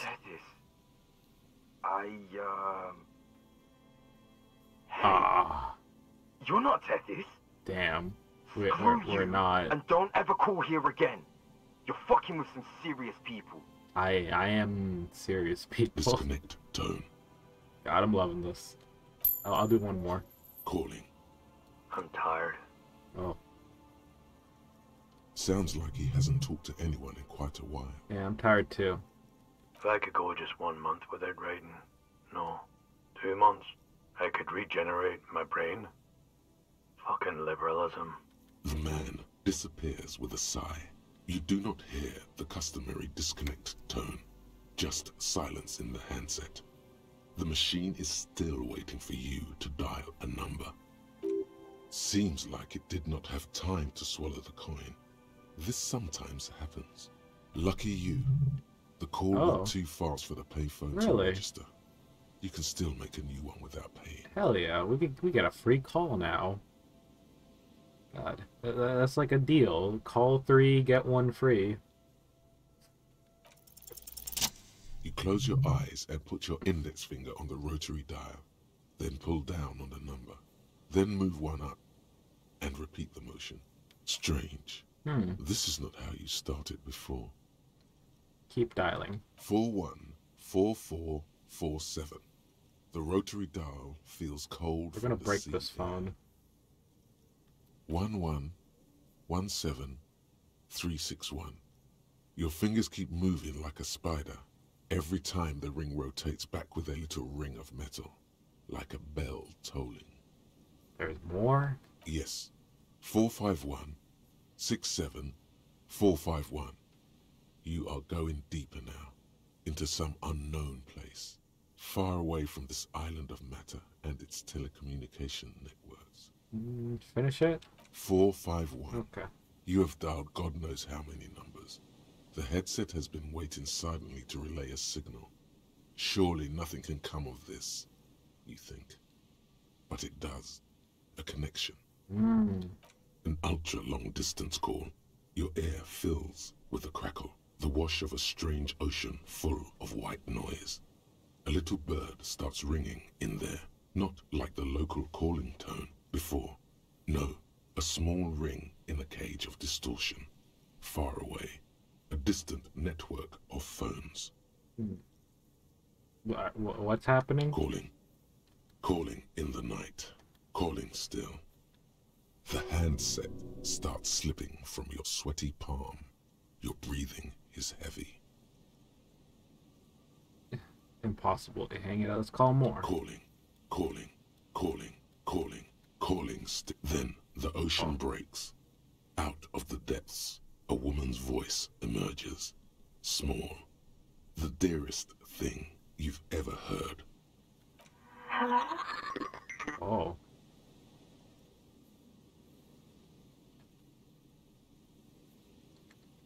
Hello, I want to die. Who is this? I am an ultra high net individual. I understand how reality works. I have seen into the mind. My mind is clear. Your voice is beautiful. Goodbye. Proceed. Let's go to number 4. You're not a high net worth individual, Harry. Oof. You're drunk. You only have 2, maybe 3 things left to say before the change runs out. Oh no. Harry, how do you know my name? I'm not a drunk. Okay, I'm a drunk. What does it matter? I'm still me. I'm not a drunk. I'm high. I'm not a drunk. I'm high. I'm just hurt. Why does it hurt to talk to you? Okay, I'm thinking about going with 3 or 5. Like, we could make it, could be a bit dramatic with 5, but then with 3, we'll just admit to our mistakes.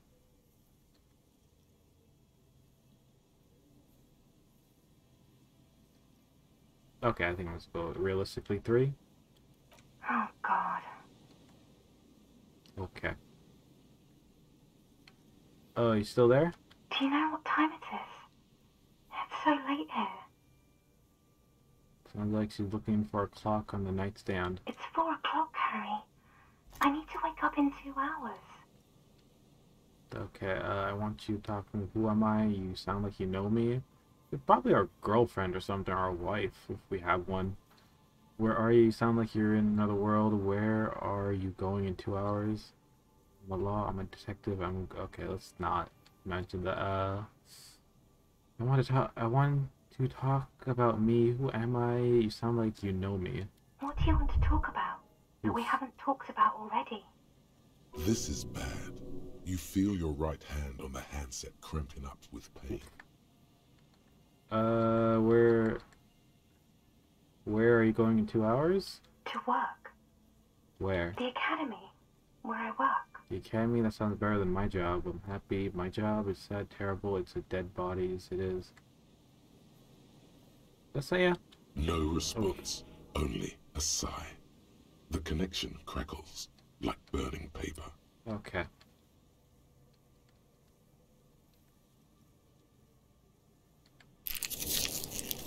Where are you? Sound like you're in a different world? I'm in Morova, sleeping. 22 million people live in Morova, the capital city of Grad. It is the capital of the world after Revachol was destroyed. Okay, let's talk about the law. She does not answer anymore.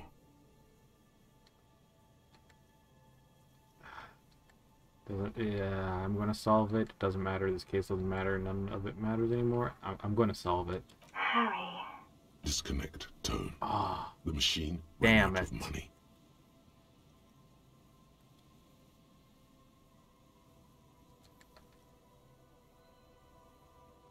Dial the long phone number again.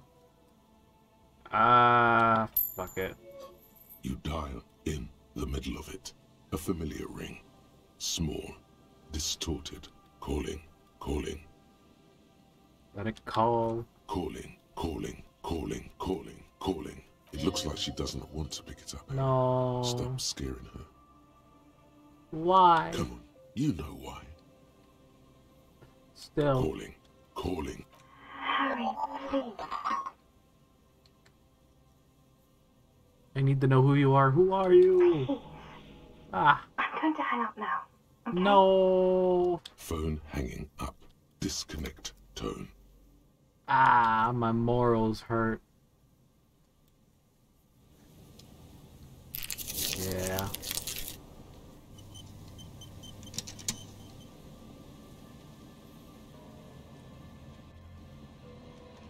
Yeah, how long was I on that phone? Probably quite a while. Yeah. Okay.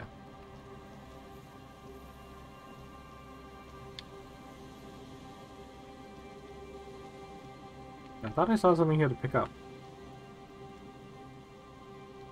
Oh, right there.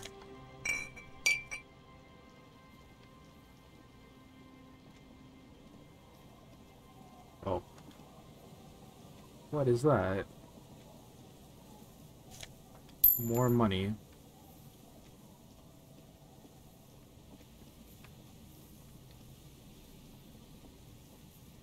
Okay, we're down here. Broken pipe. Yep.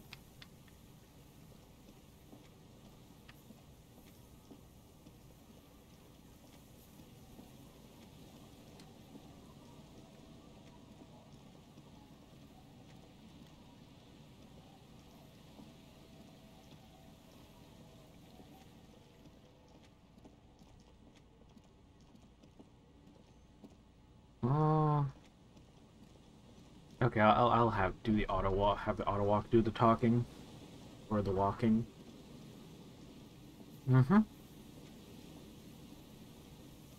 Just to have it lead me go up there.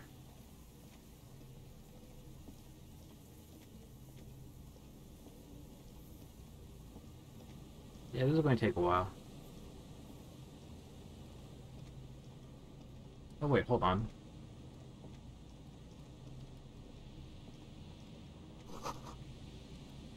What? Are you that one woman's husband from... Here we go. Nice and easy. Yep, you are the you are the cryptozoologist. There's a cylinder on the ground in which the man is arranging some netting. It looks I've already met his wife, so I do kind of know about him. He notices you. Yeah. Who's there? Oh, the police. Hello, officer. His self-conscious enthusiasm renders his movements ungainly. He looks like your understanding of a scientist. Is that the police? Why are the police here? Don't worry, Gary. I'll handle it. You must be more of this cryptozoologist. To what do I owe the pleasure? Cryptozoologist? Yeah, I said it right. That's sarcasm.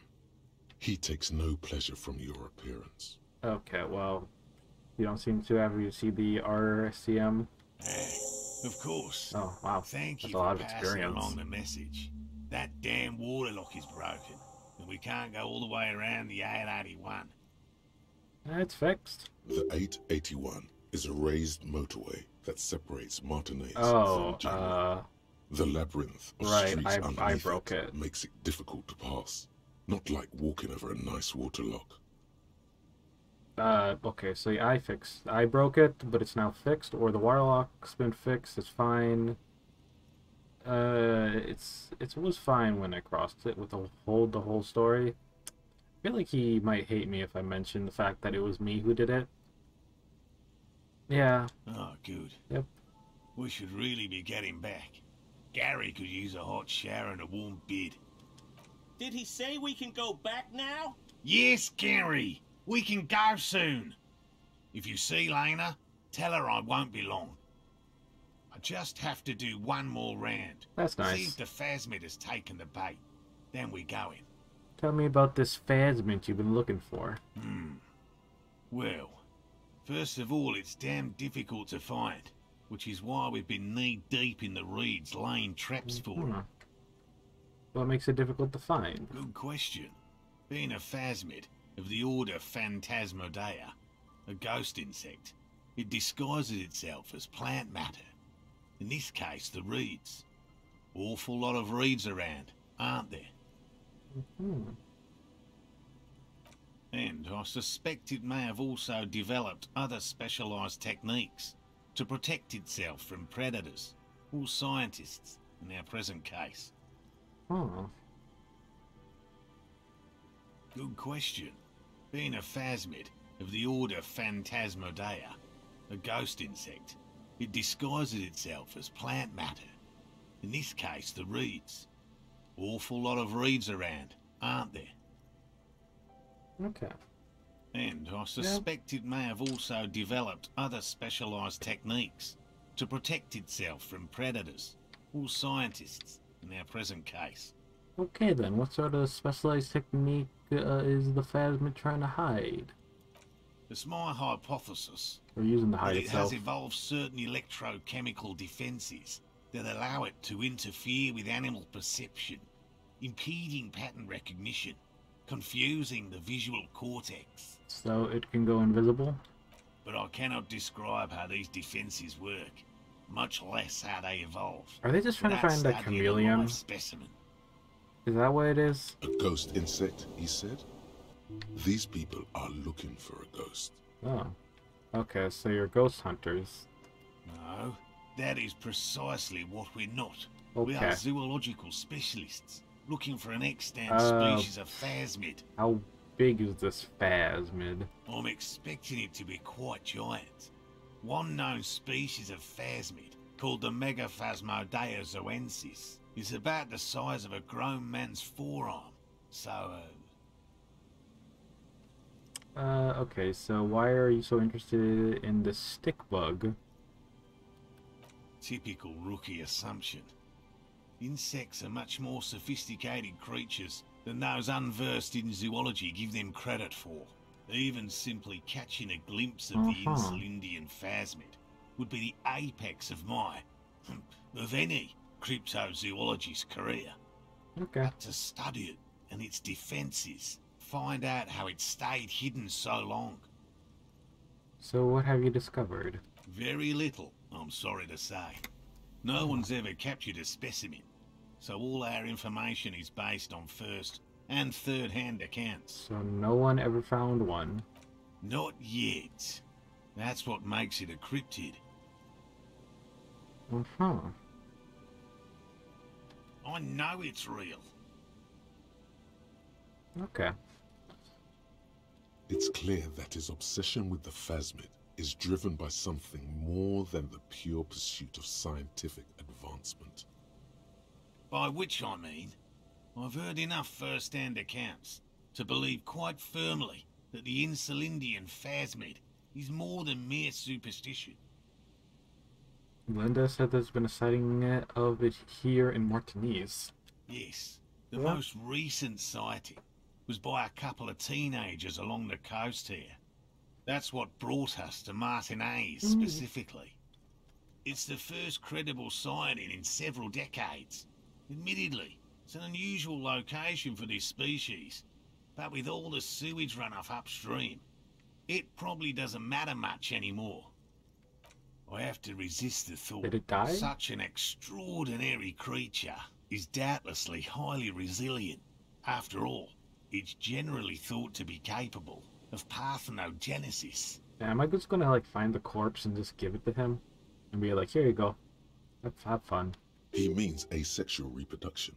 The females of the species don't need to mate to produce viable eggs. This makes it easier for a species with a small population to survive. That's pretty clever. Yes, the Insulindian phasmid is a very clever insect. That's why it's so damn difficult to catch. But as a scientist, I'll try my best to remain dispassionate. Alright, how do you become a cryptozoologist? I've just always liked animals and puzzles. Searching for cryptids is a bit of both. Ah, so you're living the childhood dream out here. Why not be a zoologist? Real animals are puzzling too. Have you discovered a cryptid? No. Oh. Very few cryptids are ever discovered, and not for a lack of trying.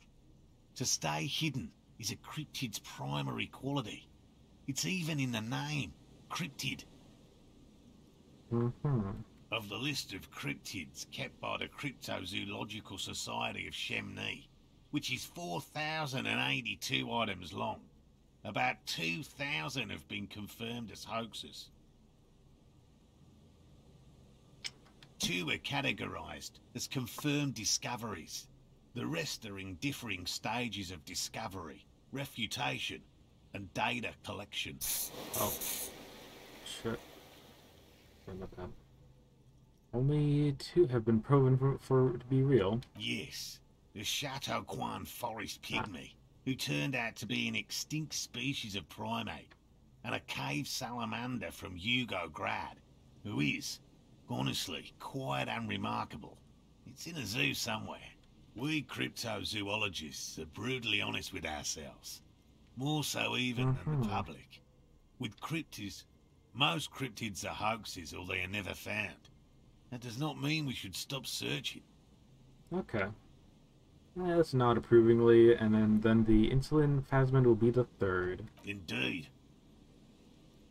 If our expedition is successful, every paper in the world will report on it. From Revachol to Dushantu. It will be a zoological miracle. He has clearly done his math on this. There is no surprising him or swaying his opinion. Well, yeah, let's conclude it.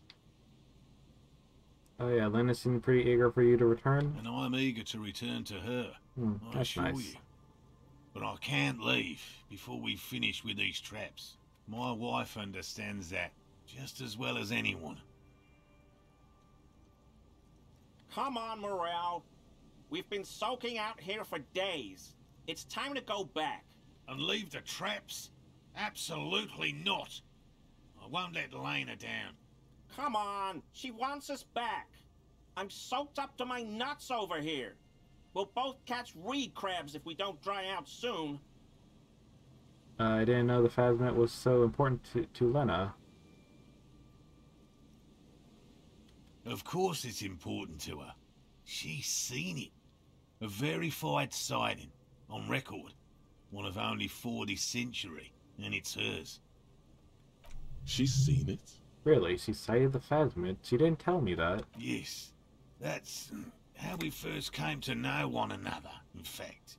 Oh. But that's her story to tell, not mine. Suffice to say, it's long been our dream to find proof of the Insulindian phasmid together. I can't abandon course now. Maybe we should go back to Whirling and warm up and come back and check on the traps later? No. The traps need to be monitored on a regular schedule. What would we do if the phasmid were to starve while we were sipping tea at the hostel? I don't think he could, I mean, He's dead set on this. I could go for some trap setting. What if I check the traps for you? I didn't expect you to take such an interest in our work here, officer. It's similar. Cryptozoology and detective work. Chaos is my method. I am a screw-on. No, it's similar. Yes, indeed. There we go. Both require a great deal of research, attention to detail, and, above all, persistence. Okay, where are these traps? I mean, it's right in front of us. What do I do if there's a phasmid in one of these traps? Bring it to me at once. Just make sure the trap is closed tight. He's not comfortable with the possibility that you'll claim the find, but he's lying about this even to himself. What if I encounter the phasmid in the wild? That's highly unlikely, officer. But in the event you do, I'll spray you with a pheromone mixture I developed. It's made of musk and research chemicals. The pheromone should attract the insect to you, or at least prevent it from bolting at the sight of you. It's quite potent. Will last you about a week. Okay, lay it on me. Alright, and where are these traps? There are 4 in total. One is to the south, on this little peninsula, by the boathouses there. It's very near. Another we set in Land's End, to the northeast. It's behind a small sand dune there, on your way to the old radio tower, after the church. The third is set near the canal, where you crossed, by a concrete slab. A big thicket of reeds going up the slope, and among them... You should check at least one of those before returning to this one. All right. Since I just said it. This one's more of a technicality, but still, better safe and stupid than sorry. Let's get to it. Thank you for your help. Yeah. Gary and I will start breaking down camp. If you have any more questions, now's the time to ask. Finally, You're being sensible. I'll start packing right now. If it's more cryptid-related business you want to discuss, you'll have time for that later too. What about his eager-to-leave friend Gary there? Talk to him too, perhaps. Talk about specific cryptids? Maybe. All right. What cryptids precisely? I usually discuss these things with specialists, so I don't know what. We would have to discuss. He wants to say, but decides against it. But some since cool you've offered to help. Cryptids. No offense, officer, but I'm not much of a pedagogue. Okay. I don't know what I would have done if Lena hadn't persuaded me to go back to field research. You should ask her if you want interesting stories. Me? I'm not a people person, unless you haven't noticed. And I don't make a good lecturer. My strength lies in field work and persistence. By all means. Well, they may not look impressive, but Lena designed them quite cleverly. Okay. So I'm sure they'll do the trick. What about the bait? Locusts. Oh. Nearly all known phasmids are herbivores, of course. But we've hypothesized that the Insulindian phasmid might occasionally prey on other insects. Inside the traps, a number of locusts crawl and tumble over one another in a tiny, chittering swarm. A meat-eating stick insect? Does it pretend to be the reeds as part of its ambush behavior? This seems unlikely. A nervous stick insect seems unlikely. Thank you for your opinion. Okay. We have also included plant material in the traps to satiate your skepticism. How do they work? Simple. Attracted by the locusts, the phasmid crawls down the funnel and, having eaten its fill, can't get back out. At least, that's the intention. All right. The net isn't a perfect solution, but we didn't want to use anything that might damage the specimen's delicate exoskeleton. What will happen if it works? They'll work, I assure you. The predatory If they don't work. hypothesis, using locusts as bait, accounts for the failure of previous efforts by other teams, which use plants. We have given this some thought. The traps do seem to be deftly and thoughtfully constructed. It's clear the cryptozoologist's wife knows what she's doing. Yeah, about the wife. Yes. Okay. He just says yes. That she designed them. Yes. What? Yes. Alright. Let's talk to him. Hello, I'm Gary. Hello. Very generous of you to help us out, officer. I'm just waiting for my friend Morel to finish up with his insect traps so we can return to civilization. Not love of the great outdoors? I like nature, just not this bloody coast. It's mostly drunks and degenerates that come here. Yeah. Degenerates? This man respects authority too much. To see the truth inscribed upon thine own visage. Pretend thou art a paragon of virtue. You know, okay, sure. I am neither one of those things. I can assure you, I am by the book, clean as a whistle, officer of the law, not even tempted as I touch the intoxicants. I've been tempted on occasion, but someone has to stay strong for Revacol. He pronounces Revacol with a hard K, unlike other people. Oh, we could ask him about the mugs. This your mug? My mug? Why would you think that? You look like the kind of guy who might have a collection of mugs in his home. How do you mean? Forgive me, officer, but we've only just met. He's trying to avoid lying to you outright, in case you really have been to his apartment. You're acting kind of suspicious. Did I mention the mug was found at the scene of a lynching? Alright, I believe you. You look like a kind of man who knows it's a crime to lie to an officer. Okay, Okay, I admit it. Aha! I threw the mug away in the trash container behind the hostel. I know I shouldn't have, and I am very sorry, officer. Fascinating. You're not going to find me, are you? Nah, I mean, I could find him for 20, 100 reals, 250 reals. Nah, Gary, I just want the information. Whew.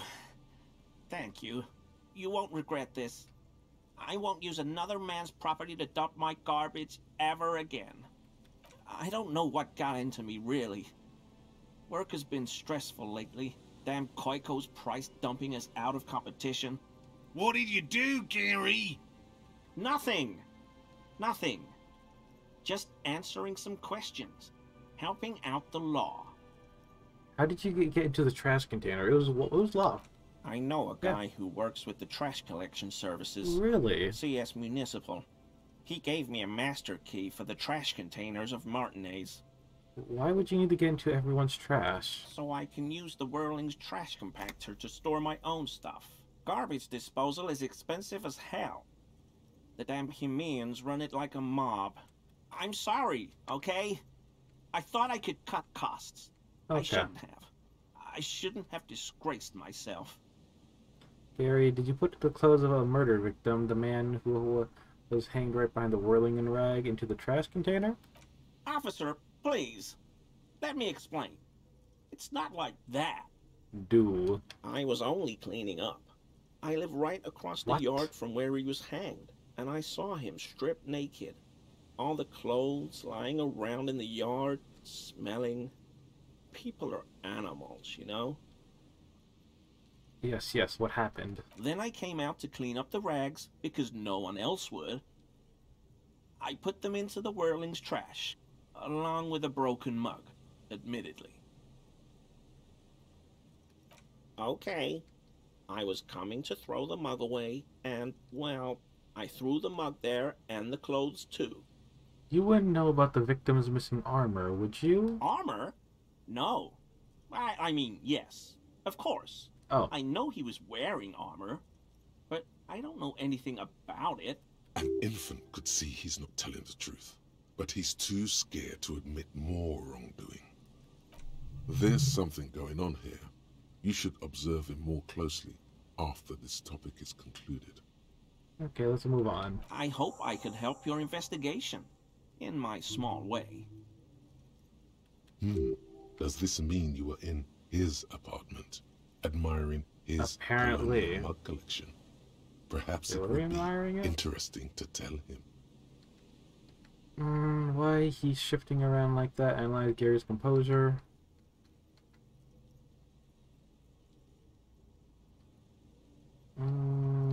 Okay, let's actually ask some more questions.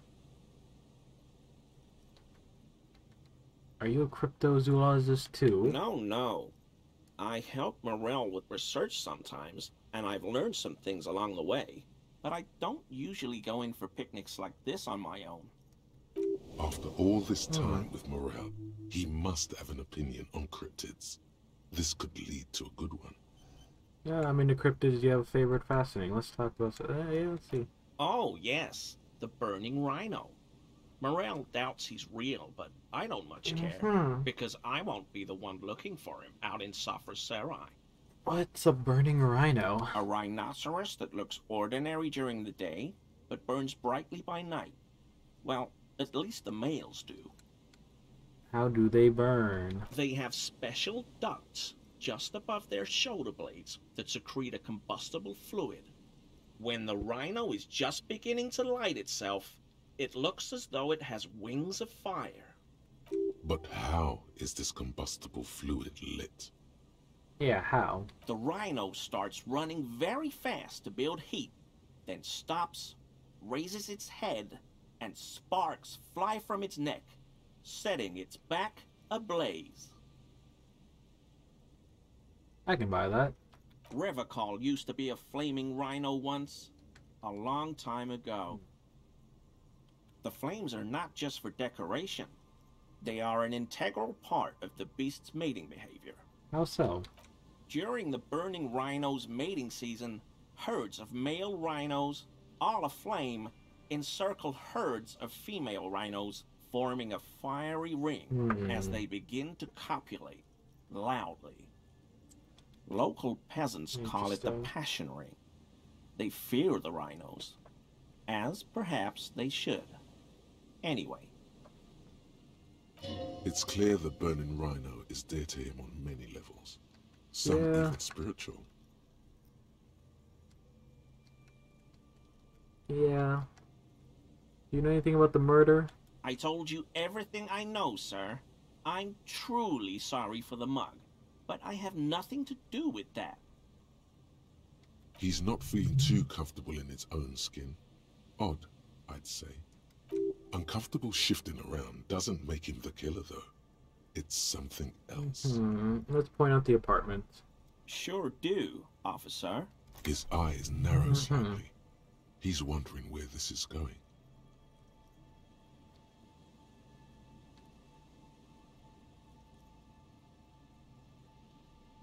Have you found your door opened lately? And you're a man. You're a big man from Elysium fan. Mr. Claire must be very angry at you. Think I broke into your apartment. Let's go with the first one. In my home. Yes. When I was going to... How did you know? Mr. Red Claire thought it was necessary to unlock your apartment. Nothing now, I just want to ask if your door has been unlocked lately. Now I have.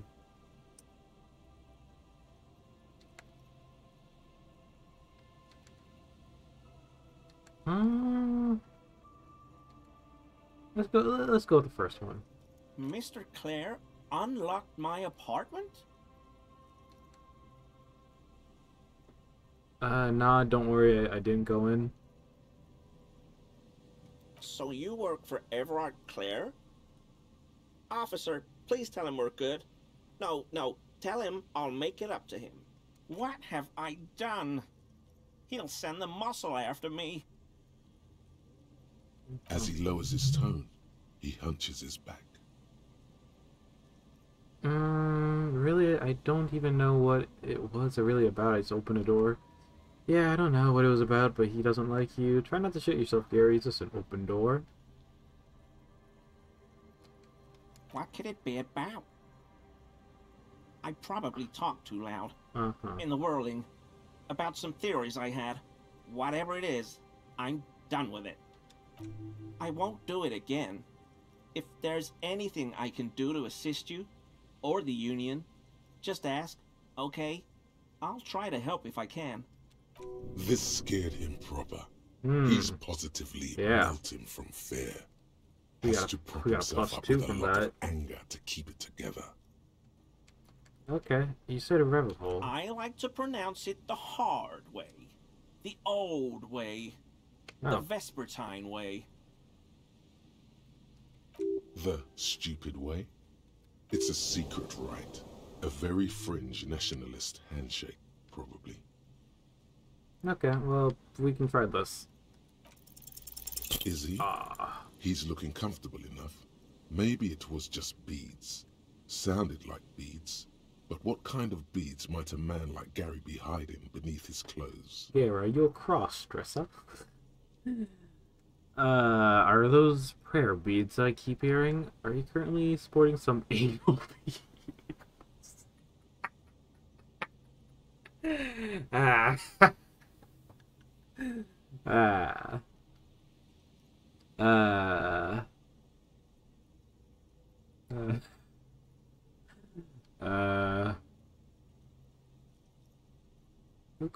Gary, you a cross-dresser? Why would I do that, officer? I feel close to a fair sex. That ain't no shame I'm a man because you're dangerously submissive. Okay, it just says submissive. Okay.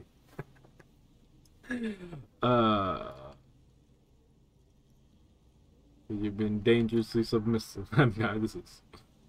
So it's just be weird. Officer, I'm not wearing any women's clothes. Yeah, yeah. Oh, fuck, I'm locked out of it. Okay, thank you for your cooperation. Okay. No, maybe we're still going with the okay. Anyways, take that. All that, the money left over. Surprisingly, none of them picked it up.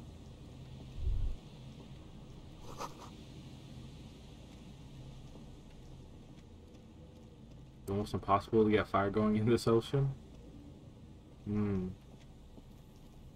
Hold on. What's over here? I see some stuff. A lot of stuff. No boat in the boathouse today. Oh, cool. Oversized pair of sunglasses. Let's try it out. Nice.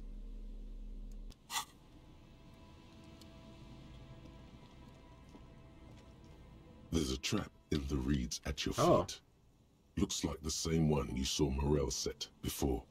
Same mesh, same wiring. Look around. Behind you, the ruins of a residential building rise over the reeds, shielding them from the wind. The reeds rustle confidently. Reach for trap? Locusts are crawling around in the trap, confused but uneaten. You see no carnivorous reed phasmid gorging on them. Behind you, the ruins of a residential building rise over the reeds, shielding them from the wind. The reeds rustle confidently. Yeah, let's go. Yeah, it's empty.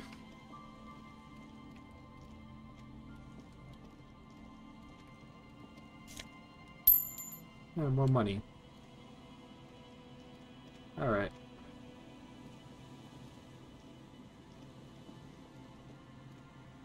Could I actually get around over there?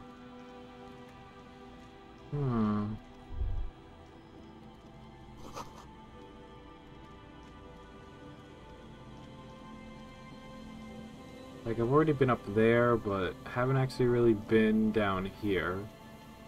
Or over there.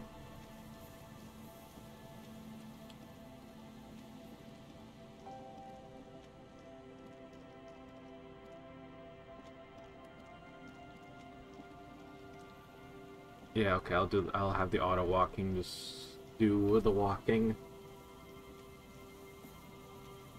Cause most likely I probably missed a path or something. So yeah.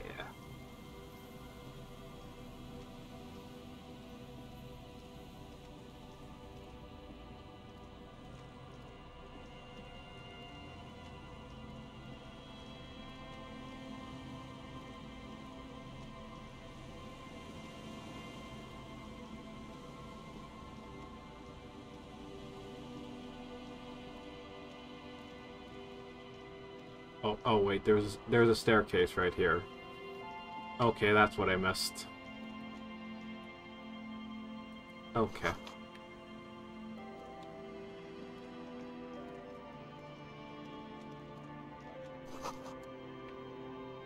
Old ticket booth. Let's see, can I open this? Probably not. A scattering of bullet holes is spread across the cracked wall, reaching from one corner to the other. Really? Bullet holes? Why this many bullet holes? A row of ghostly shades stand facing the wall. There are many of them. A dozen at least. Their heads lowered and eyes blindfolded. It's quiet. No sound. No movement. 10 meters away, other shades are lined up in an orderly manner. Automatic rifles primed. A gust of wind blows by. The coats of the firing squad flap slowly in the breeze. A single person stands on the side. The sun blazes high up in the sky, baking the planks, the sand, your skin. The order was carried out in the afternoon. A long time has passed since the moment of this fusillading. Rain and brine have since washed all the blood away. Not a trace remains. The abundance of bullet holes leads to two options. Either an inordinate amount of executions were performed here, or they did not use a conscience round, where only one soldier has the loaded rifle. Looks like this was a mass execution with everyone fully armed. Okay, I'm gonna go down the list. A host of men, probably in everyday clothes, ragged from the conflict and covered in dust. They were not sitting, a common practice for executions in some nations, as demonstrated by the height level of the bullet holes. They stand, facing the wall. It's impossible to discern any details about 7 men in combat uniforms and dark coats, holding automatic rifles aimed at the people. Soldiers from some side, but from which one? The commandant, the one who gives the order. Machine gun fire crackling through the air, the lights of the muzzle flashes dancing on his face. Right. Who is this execution? I need to understand. I'm just a representation of your mental faculties, piecing together any available information. You should probably ask the lieutenant. Okay. A cold sea wind blows away the figures. Nope.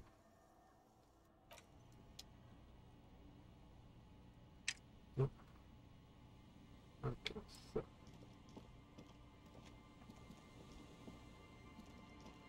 Can I even get to the other side? Oh, I have to cross that. Okay.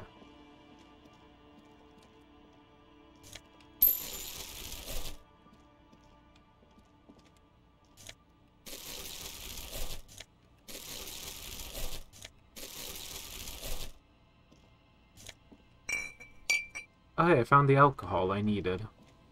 Perfect. I thought I just need to go to a corner store to get it. Valin Pie Fault. Wait, what did I get? Oh. Sure is a lot of stuff here.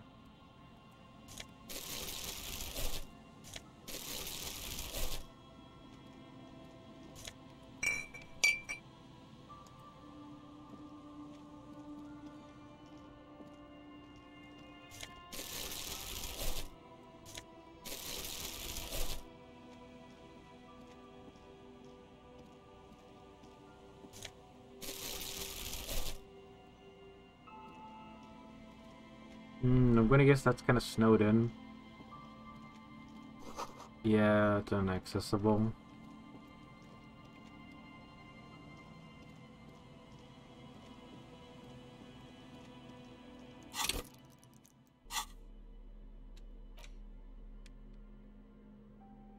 Okay.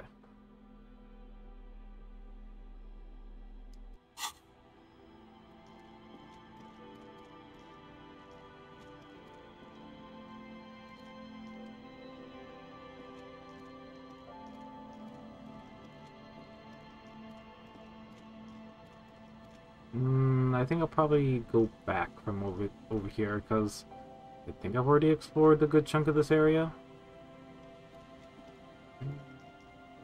Can't really go around that. Yeah, it looks like I'm on the edge of the area.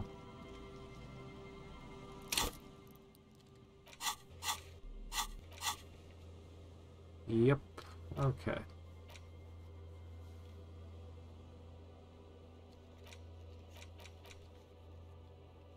Analyze Gary's records if he's hiding anything more. Well, I can't really do that at the moment.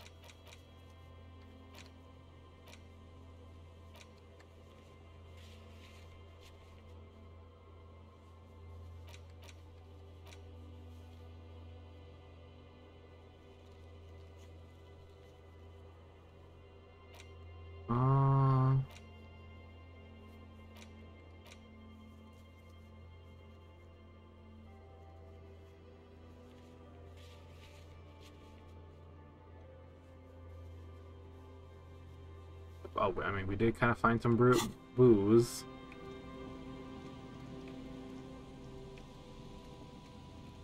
Oh, did they already leave? They left. I guess I'll check this trap. This is the trap Morel just set. The reeds by the abandoned campsite hiss and shake. It's good the cryptozoologists left. This isn't a very cozy place to stay night after. The later it gets, the colder. Remnants of the camp can still be seen in the sand.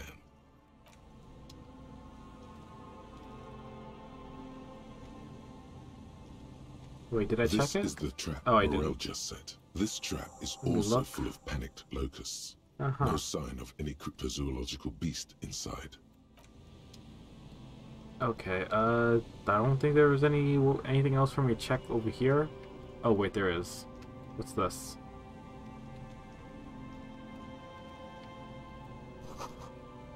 Okay, the number says 11. A bomb. Okay, so... yeah.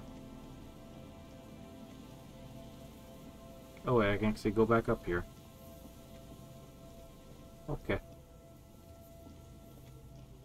Doesn't seem like there's a way around this.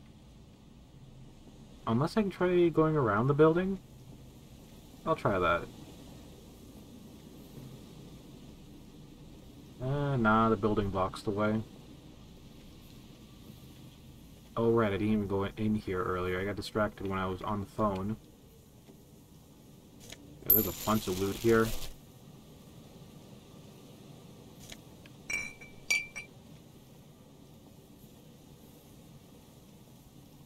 Someone has left an unidentifiable article of clothing on this railing. It smells really bad. Take a closer look. It's streaked with dried seagull shit and tangled with pieces of seaweed. A dangling arm suggests that there might be a jacket beneath the crust of filth. It seems likely that it was left in the surf until someone laid it out on this fence to dry out. Unfortunately, that just seems to have stiffened it into a shapeless mass. Hold on. Oh, I can just take it. Filthy jacket. Let me actually see the stats on it.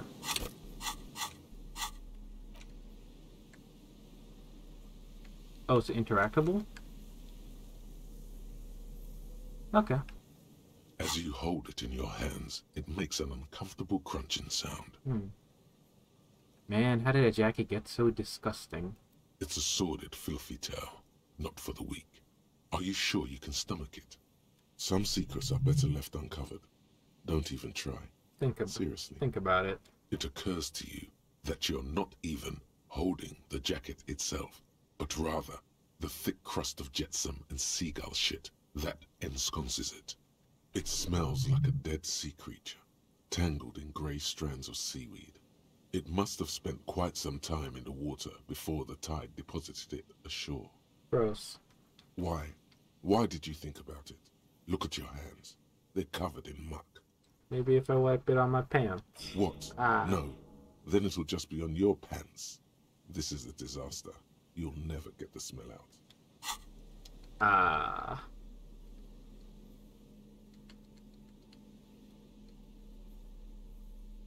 But I'm wearing gloves. There's no way to listen to the tape without a working tape player or portal reel at hand. A pawn shop would have a tape player. Oh yeah, it would. You take the legal documents out. Okay, I already looked at those.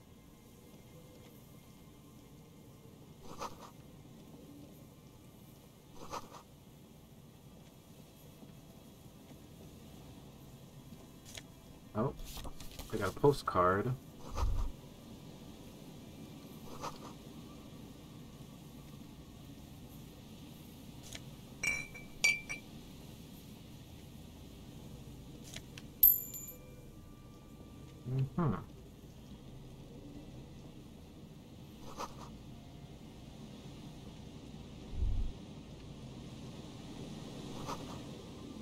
The smell. It's awful and familiar. What is it? Isn't it the rotting fish? Don't be naive. Oh no. Don't you recognize it? That hideous pungency. That faintly cloying sweetness. Is that a corpse or a person? Smells like that. Oh. Something cold wakes in the pit of your stomach. Yep, I think that's a dead body. The signs of decaying meat. It's a dead corpse. It announces itself from 24 meters away. It's a dead corpse. A warning. A memento mori. Yep. Yes. A sense of dread washes over you as you look ahead. He's dead. There's some tear, an empty cigarette package, and a crumpled kebab wrapper in the trash bin. Examine the tear. 2 empty bottles of Tallulah vodka and a can of black potent porter is all you find. No, there's more in there. Livis strawberry liquor, plus some Pilsner bottles too. Better not pick them up. Examine the cigarette pack. Whoever tossed it here was a heavy smoker. The brand name reads Red Astra. Red Astra is the black market version of Astra cigarettes, known for their high tar content. Examine the kebab wrapper. You see traces of mayonnaise and ketchup on it, as well as a tomato wedge. The wrapper reads Shish Kebab Revachol. They got good taste, especially the mayonnaise. It's no older than a day or two. No mold yet. It's hard to concentrate in the smell. The sea air brings some relief. Yeah, I kind of wish Kim was here to help me out with this body. It's been like a couple of hours. I forgot to pick him up.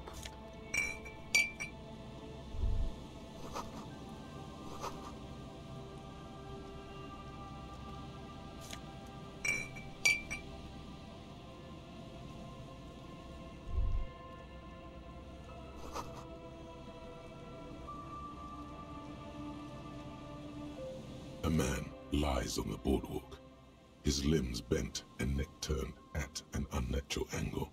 Right next to him is an empty bottle of spirits. In his cramped hand, a chewing gum wrapper. The smell is not as bad as a 2-week-old corpse, but it's definitely heading there. Calm now. Carefully. Just another day. Just another dead body. Breathe. Yep. Study the man's clothes. He's wearing mud-caked boots, beige trousers, and an old brown leather jacket with a bright blue lining. There are traces of kebab sauce on his chest. The leather jacket suits him well. It must be custom-made. You find some sunflower seeds and a rain-soaked library card folded into 2. His jacket feels sodden and heavy under your hand. Okay, study the man himself. The man has fallen through a crack in the boardwalk and hit his head against the metal bench. Coagulated blood covers his black hair. One of his feet is still dangling through the hole. A bad fall. It might have been dark outside. This place is a minefield in the dark. When damp, these boards are really slippery. Even a sober man could lose their balance. He probably hit his head. Examine the face. His expression is dull, like the sea behind him.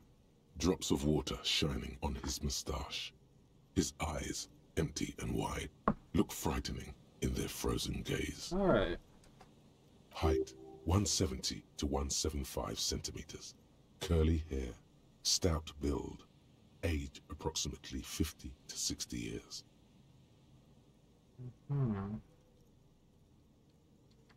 Study the surroundings. There's some dried blood on the metal bench, right where the corpse's head rests. The floorboards are rotten and slippery wet around the hole. An empty bottle lies nearby. A chewing gum wrapper is clutched in his fist. Be very, very careful where you step there. Examine the man's head. A dried chunk of blood covers the hair at the back of his head. An open wound.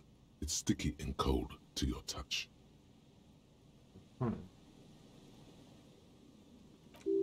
This is what killed him. Let's see. Step on the floorboard. I feel like I might hurt myself if I do that. Examine the bottle. A .75 liter Tallulah vodka with its cap missing. There's hardly anything left inside.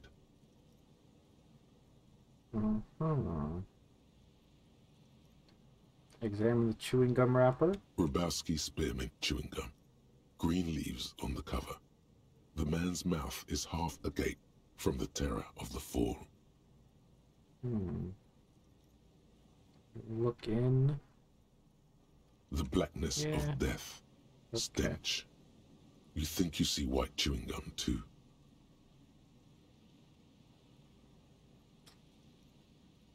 The blackness of death stench. You think there was a white chewing? Confirmed. Nearly the whole pack is there. Solidified on his lower rear teeth. To hide the stench of alcohol, no doubt. Are we gonna hurt ourselves if we step on the floorboard? They screech under your feet ominously. It's hard to say whether the dead man's weight was the cause of the boardwalk to break. It definitely looks fragile.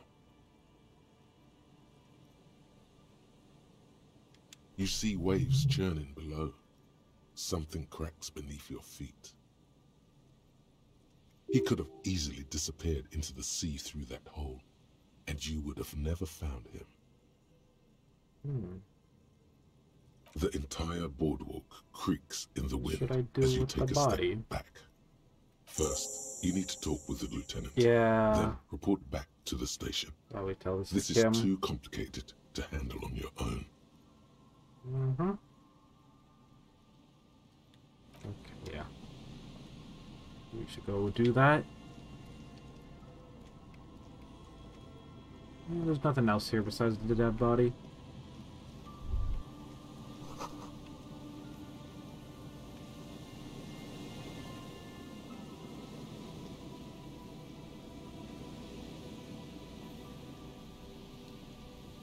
I just want to see, are we able to slip through the middle of this place?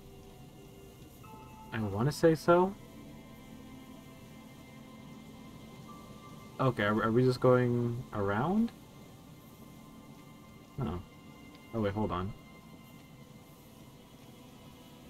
I forgot to check these boxes.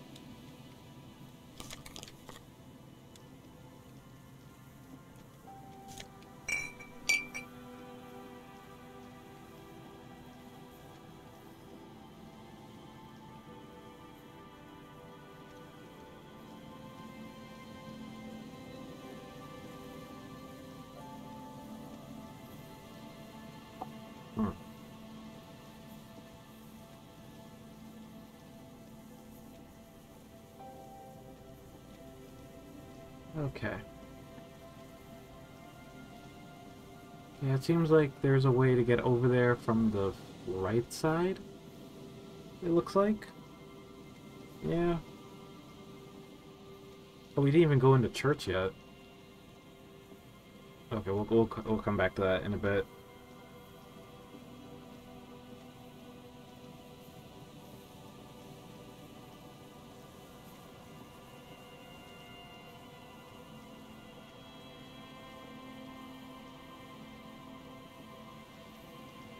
Okay. Oh, bunker. Interesting.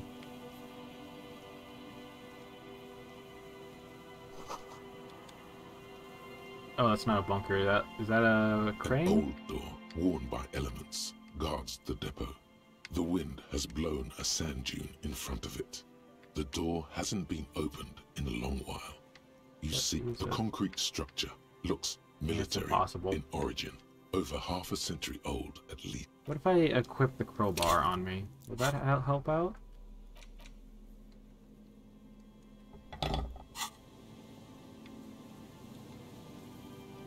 An old door, worn by elements, guards the depot.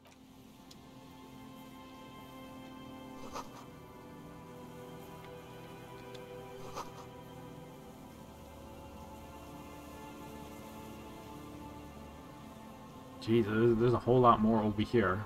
I thought it was just only a little bit. But yeah, it really does expand a lot.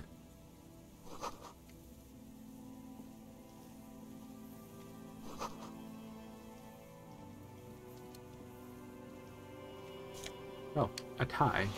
Or a scarf.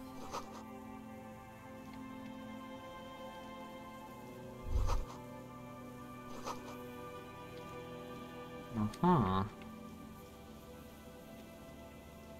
Okay, well here's the next trap to check.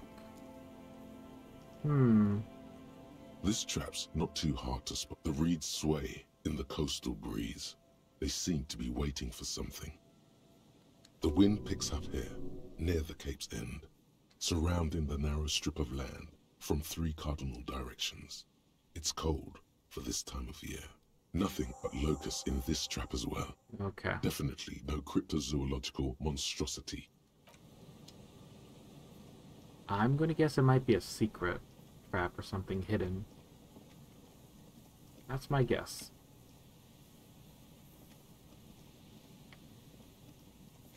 Although I don't think there's anything else to interact with over here. Yep. Probably should have went to go find Kim. For like the last 2.5 hours, I've been just doing stuff by myself. Oh. Nice. Got a white polo shirt.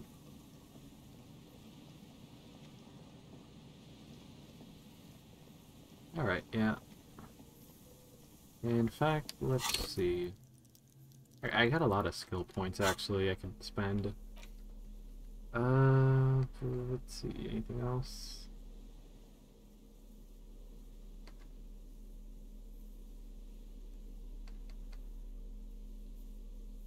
Yeah, I like how, looking at the description, -1 empathy, no, really, what the hell's a polo? That's a good question.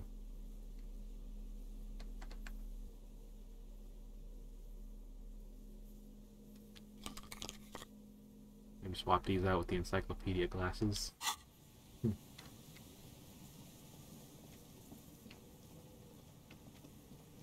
But yeah, definitely gonna have to come back here with Kim.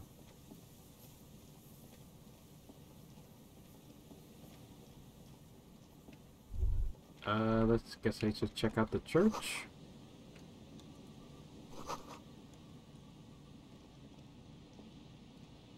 Heavy wooden doors, more than twice your height, stand shut in front of you.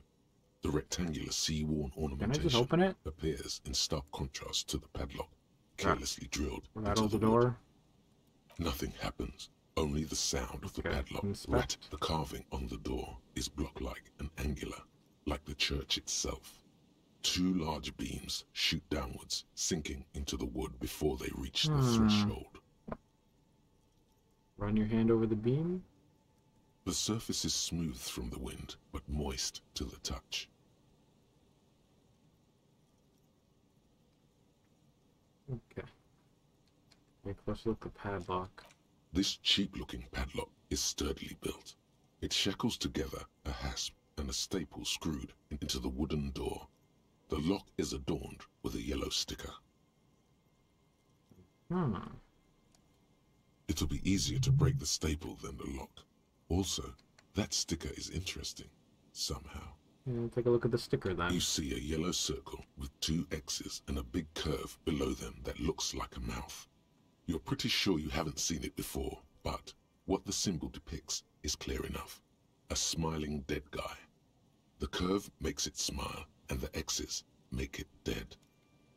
There is something blindingly modern about this symbol. Its modernness puts to shame everything you've seen before. What makes it so modern? It's the contrast between the cheery, chemical yellow and the rigor mortis. As if the cheery guy didn't know he was dead, or the dead guy didn't care that he was. Either way, you get the sense the forces of future are at work here. This cheap-looking padlock is sturdily built. It shackles together a hasp and a staple screwed into the wooden door. The lock is adorned with a yellow sticker.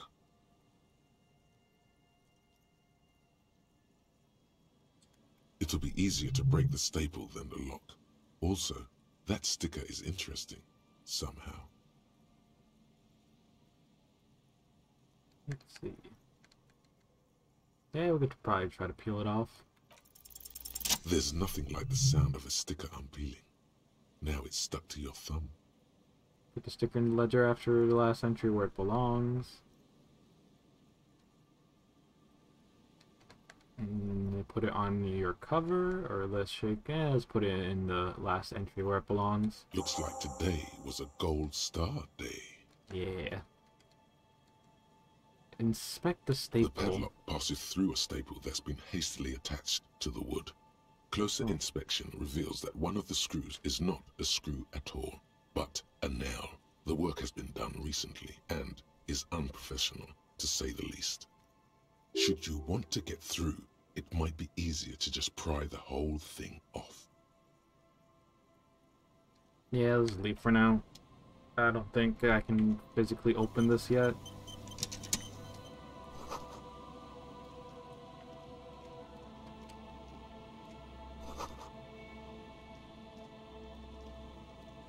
Or actually, wait, it said, which set was it? Heavy wooden doors. Physical more than twice your instrument. height stand Okay. shut in front of you. The rectangle. Okay, so physical instrument.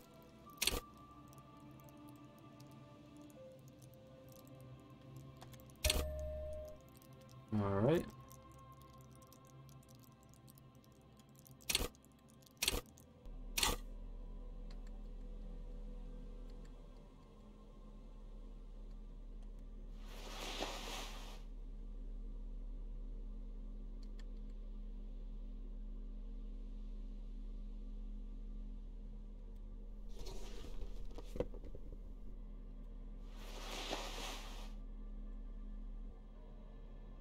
Let's see if I can wear anything else to give me more physical. Yeah. No, the boots look nice on me. Remind me of those boots from Portal. Okay. Oh wow, I've collected 107 bottles? Dang. Alright. You look down at the white ceramic sabatons hugging your arches and calves. Surprised at I how haven't actually well put them on they yet. fit. I will be responsible with this. This is just to protect me from harm, not to show off. Decked in futuristic armor like a cop ought to be. The hardened, vitreous enamel, at once sleek and light, adds a glow to your cheeks and a spring to your step. Just imagine what a full suit of this stuff could do for you. Yeah. This is the long sought after enemy technology. I can't just enjoy it. I must study it. This gear could be line my pockets with cash. I probably could sell it to some other cops. This sought after enemy technology. I can't enjoy it. I must study it. Wait, is it literally just two? Is 1 and 3 the same thing? This is the long sought after enemy technology. Enemy technology? I can't enjoy it. I must. Why is it like 2 of the same options on? Huh. Don't know if that's a glitch or something, but it's. Yes, you should analyze the armor. Figure out its vulnerabilities. Remember, the vitreous enamel material acts as a kinetic redistributor. It's meant to stop bullets. Wear it. Observe its properties. See if there's a weakness in the design. For the day you have to fight someone covered in the same material. Okay, apparently we got a new thought in our head.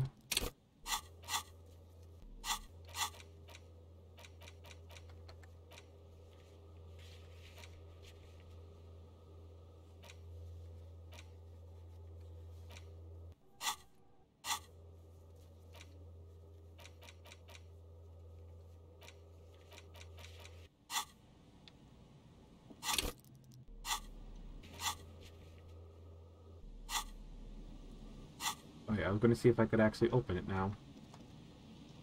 Heavy wooden doors, more than twice your height, stand Kinda shut even. in front of you.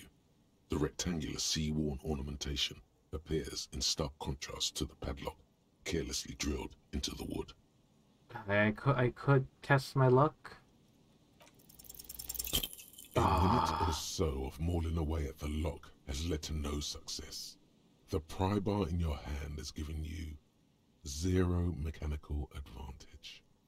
Really? The doors remain unchanged, closed with a padlock. Dang it.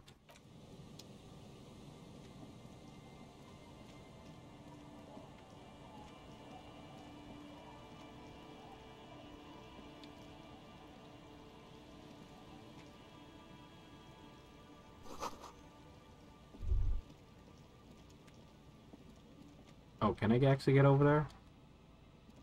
Oh, I go under this. Ah. Man, I'm doing a lot of wandering. You see that seagull up there? Remind you of anybody? Kim? What? Kim? No, it's you. You and the seagull are just alike. Why am I like a seagull? Think about the seagull's story. It's one of endurance and adaptation. I just know the seaside was paradise once. They were birds of that paradise. Then their paradise became shit city. And what did they do? They became urban survivors, eating burgers out of trash cans, killing and eating pigeons. No time for that sentimental bullshit. They're hustlers, getting shit done. They're one pair of track pants away from gangsters, just like you. Hold on. Have I ever eaten a burger out of a trash? Probably. Looking right. Whatever it takes to survive, I am the seagull. I guess I am a bit of a seagull, but I'm not like that. I'm still romantic. Fucking alright. Own it. Steal hot dogs. Shit in the sand. Whatever it takes to keep going. Sure, that's a interesting way to say it, but yeah.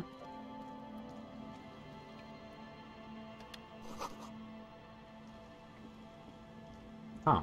What's this?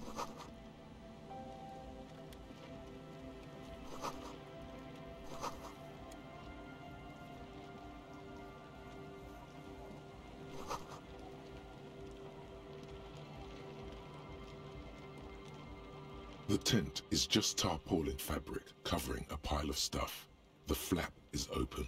Inside, 3 young men, all in forward-looking apparel, reminiscent of the sticker on the padlock, are listening to some new form of music. It's like nothing you've ever heard. One of them looks at you. Come on, get in and close the flap behind you. The warm stuff's getting out. Uh-huh. Squeeze in? Sure. Hello.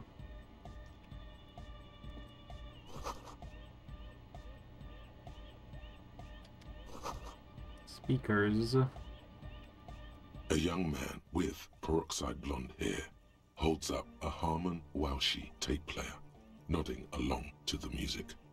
He looks at you with a knowing smile and says, Hardcore!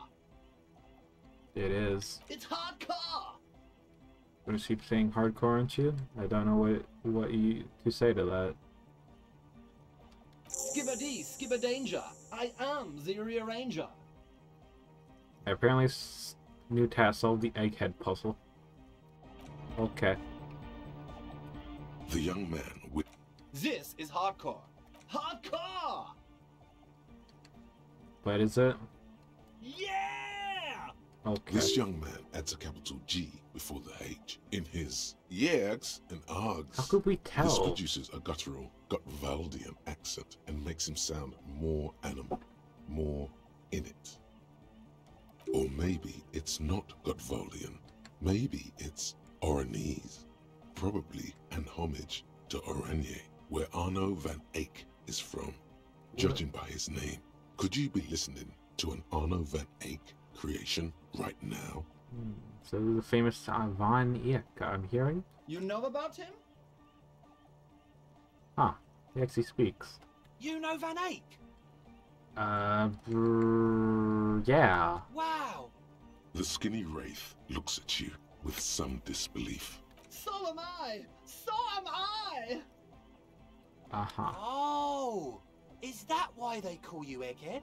Because... Egghead to the Mega! The K became the G! The boy became the man! The Advent? Okay. Back to the heavyweight jam! Hardcore! Hardcore! Hardcore to the Mega! Internally coherent! All core! All right! Yeah! He furrows his brow as his very large head traces the sublime invisible movement of the music in the very real air of the stuffy tent. Hardcore! Ah! god. So hardcore. Is it though? Oh. But is it? I mean, really? I think it was too. I am the mic enforcer. I am the chicks checker. Yeah! Okay, I don't know what we're going on with this. Go speak to Andre. I'm just annoyed. If I want to speak to you first. I suck at socialising, man. If you go speak to Andre, I'll have time to tune in. Get a reading on your sign. Alright. Alright, I'll do that. The young man picks up a thin metal saw blade and nods. You see a youngish man bleaching the tips of his hair with a toothbrush. He puts the toothbrush down and extends his hand in greeting. Hello, I'm Andre. It's a pleasure to meet you. There is definitely something futuristic about his hair, aggressively so. You get the sense that this is what the future will look like. Imbecilic, yes, should the future ever come, it will look deeply imbecilic, like this guy. Yeah, shake his hand. His grip is strong, sweaty, and warm. He's trying to project and inspire confidence. This is my posse, Noid. Oh. The young man with earrings looks at you suspiciously. And Egghead. Egg! Yeah. Together with a Settle Burger, who's out there right now, doing some seriously progressive sonic experimentation, we like to think of ourselves as music venue organisers. Venue? Wait, how many music venues have you organized? We have many in the pipeline, officer. Why are you here? You see, we've been all over Jamrock North, prospecting for real estate to establish a new venue in. Uh-huh. Also for talent. Yeah, thank you, Egghead. And while there is no shortage of raw, unfettered talent spinning tapes in Jamrock, we've had rotten luck with the real estate part. Place is a shithole. I apologise for my friend Noid's potty mouth. I realise this is not how you speak to a police officer. He has authority issues. Nah, there's no need. This place is shit. Which brings me to the problem of occupied ecclesiastical property. I bet you've noticed the derelict hive of narcomania on the coast. Mm-hmm. An attempt to pander to your perceived conservative sensibilities. No person his age would ever use a word like narcomania with a straight face. Don't fall for it. Alright, enough historic. So what are you talking about? I'm talking about the church. And I'm not exaggerating. Even a place of spiritual refuge can become a magnet for all sorts of dopeheads and burnouts if left unattended. Dopeheads! Burnouts! Well, I'm sad to say, that's exactly what happened. Sad because we were just about to put Martinez on the map with one of the maddest dance clubs in Jamrock. Nah, strike that, in Revachol. Strike that! The word! And sadder yet, because the dopeheads and burnouts hold up in there are the worst kind. He leans back a little, watching you with a steady, serious gaze, letting you imagine just how bad those dopeheads and burnouts really are. Good. This calls for an opinion. You're an expert in those. I won't stand for the narcomax of any kind.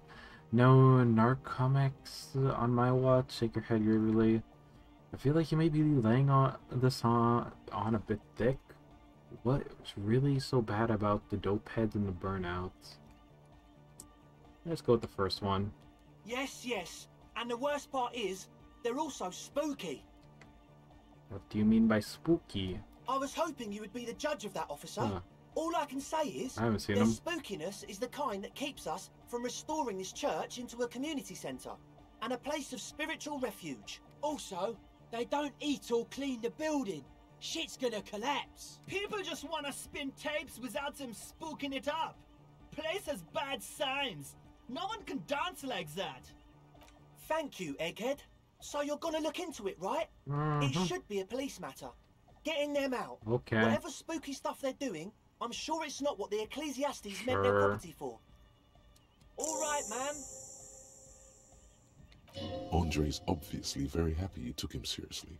The whole tent is. The boys exchanged giddy looks. Did you put a padlock on the door? Yes.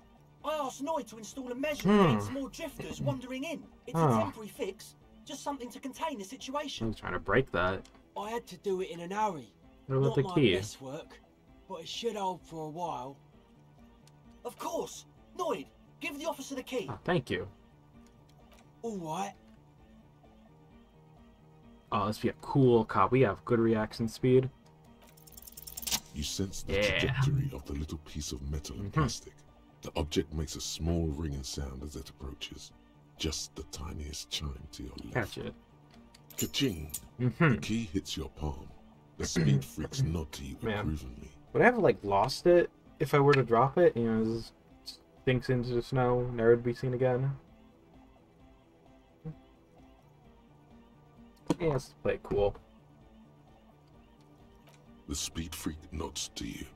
Alright, how long have those people been locked in there? Not long. Like a week, maybe? Are they alive? How can you be sure they haven't starved to death? I'm super sure they're alive. I mean, come on. I'm at least 90%, maybe 85% sure they're still alive. Okay, well, I'm gonna have to bring Kim with me, because I'm going to expect that there might be more corpses in this at this point. We already found a corpse at the dock, like, what else? Somewhere in the ruinous past that led you here, there was something called exams. You may have learned the term involuntary manslaughter there. Andre, do you know what involuntary manslaughter means? Yes, I do. I listen to Channel 8 all the time. I know about crime stuff, and I assure you, officer, this is not what's happening here. I'm at least 80% sure they're alive. Tell me the Come on. Most people aren't ever that alive in their entire lives. Tell me the definition. I don't know. What does anything mean, really? Oh, yeah. Sounds like nonsense. Yeah, I catch a drift. I knew you'd get it. You're one smart cop. It feels good to be the smart cop, doesn't it? I'm just buttering these people up. Good cop to be. Has a nice ring to it. Smart cop. You can stop buttering me up now, thank you. Stupid cop, now would you? But still, maybe he's just sucking up to you. Yeah, he probably is. I get on my good side. Okay, you can stop buttering me up now, thank you. Oh, okay. I won't do that anymore. Alright. Sure, man. Tell us what you want to know. Let's do it. Who exactly are these people inside the church? Truth is, I don't really know. None of us do. I don't even know how many there are. All we've seen are glimpses. You haven't even seen them and you want the police involved? Well, there's also the machinery. When I first scouted the place, back in February, it was abandoned, empty. Took some time getting the crew together. So about 2 weeks ago, we came here hoping to set the stuff up. Suddenly, there are all these strange machines lying around in there. One of them has wires running into bowls of water. Wires into water. Never seen anything like it. Andre, tell him about the feeling. Oh, and it felt like there was something in there with us, watching us from the dark. No, the other one. Which other one? I'm not as in tune with my emotions as you are, Egg. Felt like silence. Awful silence. So you haven't seen anyone? Not exactly. We've just seen someone who we think is a woman go in and out of the church. A couple of times. And we felt someone, or something, eyeing us inside. But that's kinda it. What about the thing watching you? Like you aren't alone, you know? It wasn't quite human, if you know what I mean. Not human? Not human. As in a ghost? Do you know what he means? Cryptid? It was this dark shape climbing upside down along the ceiling, like some kind of crabman. A crabman? Yeah, you know, the way it was climbing up and around the ceiling, like a crab. Oh, fuck, what's next? You're gonna tell me there's like pots? It was stalking there's a also cell. crab pots all over Exhibiting again? ambush behaviour. Odd. Crabs are usually marine creatures, and not known for climbing walls. Ambush behavior, nod, crabman. Are you sure there's a crabman? Yeah, totally. I mean, I didn't personally see it. Estelle was alone that time, but I believe her. If she comes out running and says there's a crab in there, there's a crab in there. So he hasn't even been in there lately. Is he afraid? Probably. You should ask her about it, but be nice. Don't tell her you don't believe in the crab. There probably is no crab man. Don't let them draw you in with this nonsense. Any more about You the should talk machinery? annoyed about that. I just got a distinct burnout and dopehead sign from them. Probably how jacked can you up be to sure some snuff to station too. burn out Probably, very likely. and dope heads if you haven't even seen Well, them? honestly, I can't. But I am. This is a below-feeble attempt at avoidance. Basically, he is attempting to weaponize idiocy. Aha, wow. You can't, but you do. I should add weaponized idiocy to my own repartee. Hey now, I'm 70% sure they're substance abusers. Don't let all that technology fool you. Where do you think the drugs come from? Sure. What? Wanted to ask, I know Noid has his signs, but what's the deal with the egghead there? He's a quiet man, mostly communicates through music, and by being a master of ceremonies. Ceremonies? How do you communicate with him? Well, he's just kinda here. I don't really know how to communicate with him. Yeah, sometimes, when I stumble and find my way into his center, you have to hear a lot of hardcore to the mega first though. Ah, okay, so that's how I was able to have him speak something else. The man smiles mysteriously, choosing to let the beat speak for itself. You know, I mistaken his jacket collar for I don't know, something about the illustration makes it look like he has elf ears on the side of his head. I get it. He's a puzzle. Mm-hmm. What about your tent full of equipment? Yes. What? I see you brought your own water? Yeah. Good to have, bitch to carry. When I first scouted the place, I did some reconnaissance. I'm not sure the church even has running water. And it's distilled too. Oh. He doesn't know what to say. It's the one they sell at the fuel station. Yeah.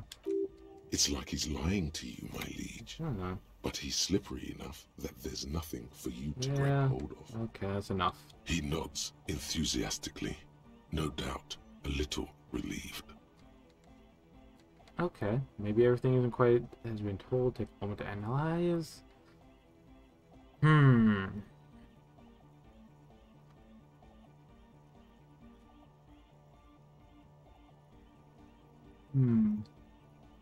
Might as well continue the rest of the questions. That's a meteor and name for the founding party. Yep.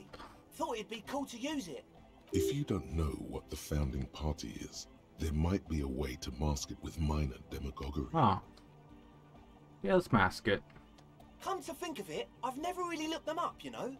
I can't give you a precise definition, but they're a very powerful religious organization. Okay, let's just pretend we know. Yes? Yes.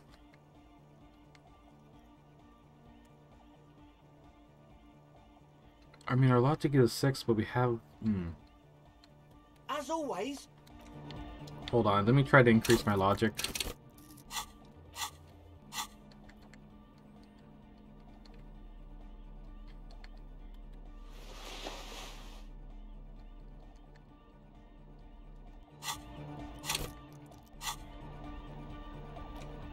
Okay, why is this thing blocking my way?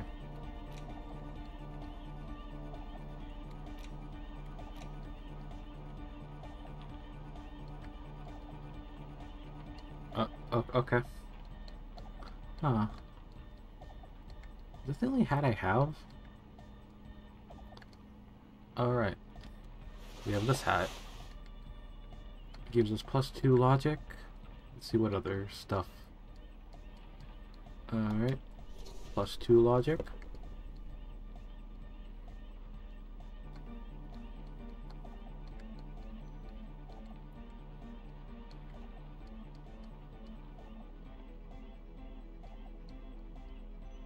Yeah, I think that should work.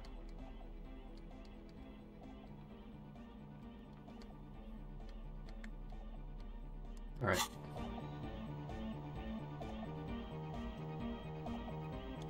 Hi again. So, how are things going? Yeah, it's even. Right. Okay, so the Speed Freaks want to start a club for dance music. That much checks out. Yous like music. And then you there's feel as though you might have liked Narcomania. music more when you were young, too. But you digress. Indeed. So one of them came upon the abandoned church. They want to turn it into a club for dance music, but agents of Narcomania have overrun it. You shudder to think of all the narco they must have already consumed in there. Narco is bad. Plus, don't do narco. And it has to be considered, you can't invent the future of dance music in this smelly old tent. Imagine if you had the church. That settles it. Analysis complete. Their story checks out. It still feels as if this didn't quite go as it should have. But as good always, for now. We'll be right here. Okay, I now have access to the church. Can I? Okay, I can leave. I could barely turn around in that cramped tent. I didn't actually talk to you yet.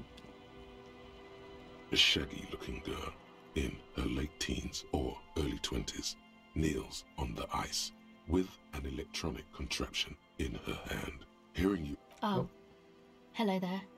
She must be Estelle, the last of the speed freaks, posse. Everyone knows drugs make you invulnerable to cold. You bet this one likes to party. I see. You must be Estelle. That's my name. I take it you have met the others. Did they tell you about the church and the club thing? Yeah. Will you help us? I'll help you. Great. Let us know if there's any progress, will ya? We've been waiting for weeks here. So you want to party? What? Guys, we're gonna make ourselves. I feel like we're gonna lose morals over this, but yeah. Do you want to party? Yeah, I heard you. What do you mean by party? You know, okay, I feel like these are like the same thing. Like this is what I was saying, I mean, we buy drinks, come back here, sit in the frozen ice, and drink until we start talking about fucked up emotional stuff. The worst, I mean, by buying drinks right here in the liquor store, we get those bad boys in here, in us, and you know, you tell me what you mean by when maybe second one? Sorry. I have stuff planned for tomorrow. Gotta run around, try to make some money. What's the device you have there? This is a portable recording device. Oh. It's for field recording. Low quality, but still. And the wires? Actually, just one wire. I picked on it till the braiding came loose. The wire leads to a contact microphone. What's a contact microphone? A contact mic records sounds from inside things, like this ice. Your mangled brain would like you to know there is a boxer called Contact Mike. Yeah, I news from on my wife's name. How about my mother? Right? No. Okay. You're welcome. Does it have to do anything with Contact Mike? Yeah, I record stuff with it. No, I mean the boxer. No. This is a contact microphone. It's for recording inside solid objects. Contact Mike just beats people up. Oh. You know, Contact Mike doesn't just beat people up. Contact Mike is a role model. What are we rambling on about? I don't even know. An entire litany spews forth. Oh boy, sorry. You know what? It's just not. Yes. Let's see. I had some non-mic questions. Okay. The others told me you went inside the church. What did you see? Oh, that. Yeah. You're not gonna believe me. There's no point in me telling you. Is it the crab? She's less prone to blurt it out, crab man, than the others. Yeah. Okay. I went in and I saw a woman next to one of those machines there. Noid calls it a mainframe. She was dressed like someone who's been raised by their grandmother, you know, strange old clothes. Had this absent expression, didn't say anything, just stood still. Yeah, go on. And then, you know, right behind her, a man crawled down the wall, upside down like a crab, down the church wall. I think the woman didn't even know he was there. He was completely silent. He stopped right before he got to the floor, then just hung there like that, looking at me, right at me. I fucking turned around and walked out. End of story. It was too dark. I couldn't tell exactly. Come on, she obviously could. She already went into detail. You're right, I don't believe you. You were wrong. I do believe you. Go on, quick, stalling me. What did it look like? He looked like a banger, okay? Okay. He was all muscular and stuff. Had a mesh tank top. I know it sounds ridiculous, but that only made it scarier in a way. A crab and a banger. Yes, a banger. As in a mess gang member. Oh. I know what it sounds like, but that's what I saw. A gangster crab man. Yeah, I don't believe you. You were wrong. I do believe you. Why? I mean, strange things happen. Okay then. Yeah. They certainly do around me. I mean, come on. Did we not meet like this really glowing man in one of those crates that just gave us enough money to cover our bill? All right. I'd like to know more about your associates. My associates? I haven't got much to say about them. What do you mean? Of course I do. I just don't tell people about my friends and who they are and so on. I don't provide information on them. To the cops. Yeah, like what about yourself? Me? Yeah. I'm a silver bird. A silver bird feels strangely familiar. Was it an expression? And if yes, then for what? Then your mind slips and the thought is gone. Are we calling ourselves a seagull earlier? Don't know what makes you think it'll be any different later, but... Okay.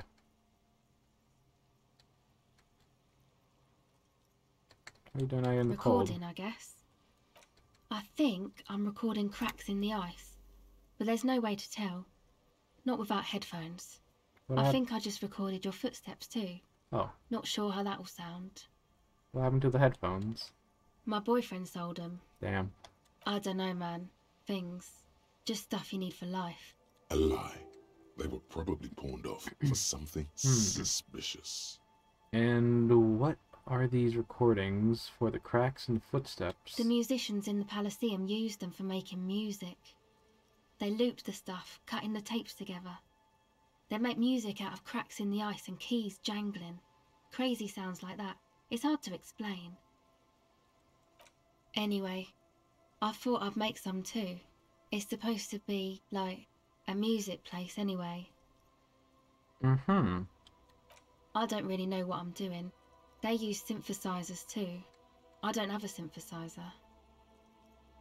Oh, wait. Should we go get that speaker? Go ahead. I don't have empathy. Okay. Okay. Bye. Okay, see ya.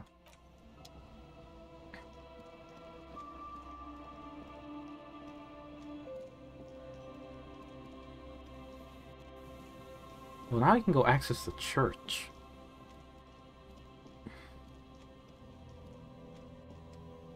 Let's go see what this is about.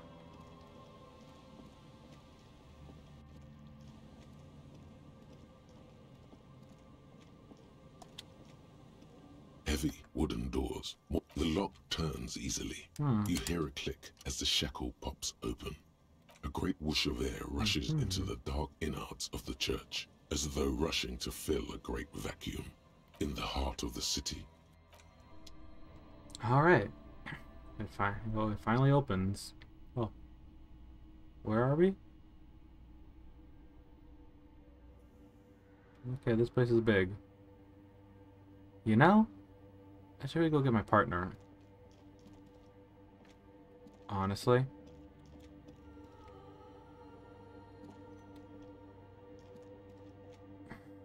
Yeah. Like, honestly, I'm just, like, going through all this stuff where I may need some assistance. In other words, backup. In other words, I need to go get Kim.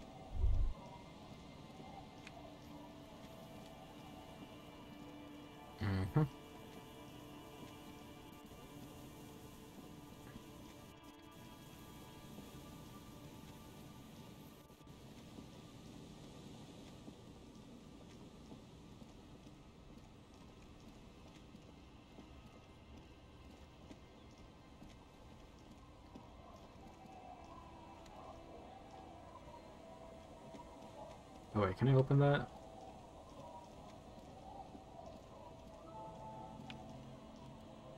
Oh, I can. Right, because I have the bolt cutter. Yep. Okay, yeah, we just need to go pick up Kim. What time is it even?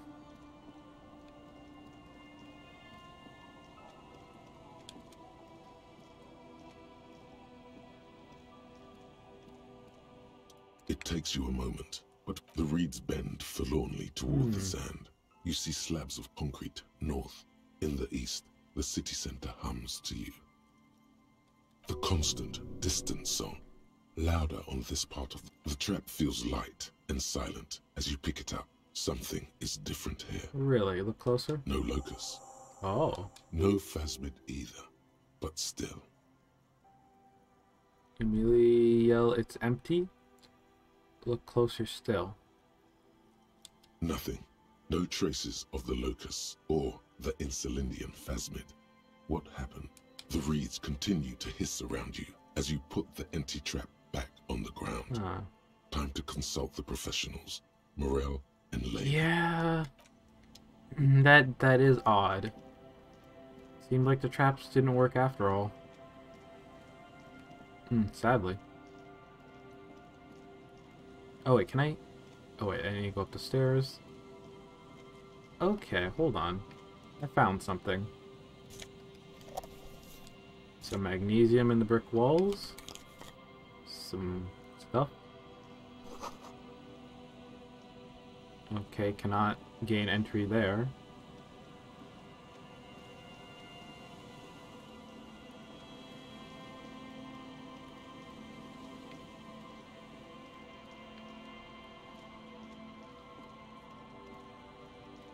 Okay, let's just get back.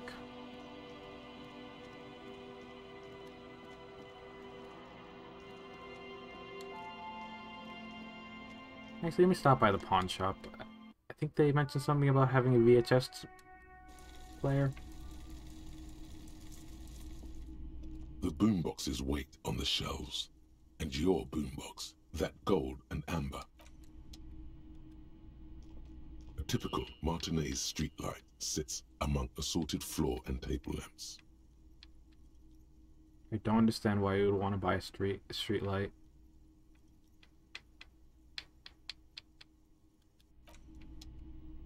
I'm curious to look into what happened if you actually do save enough to You get see it. rows of toy soldiers.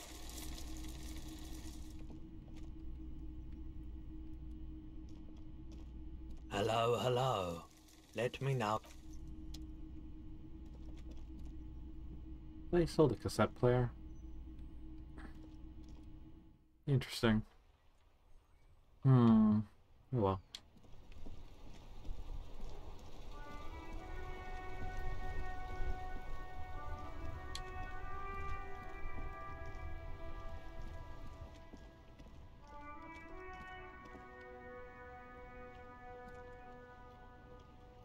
The speakers below are banged up and worthless. The sneakers triumph over them.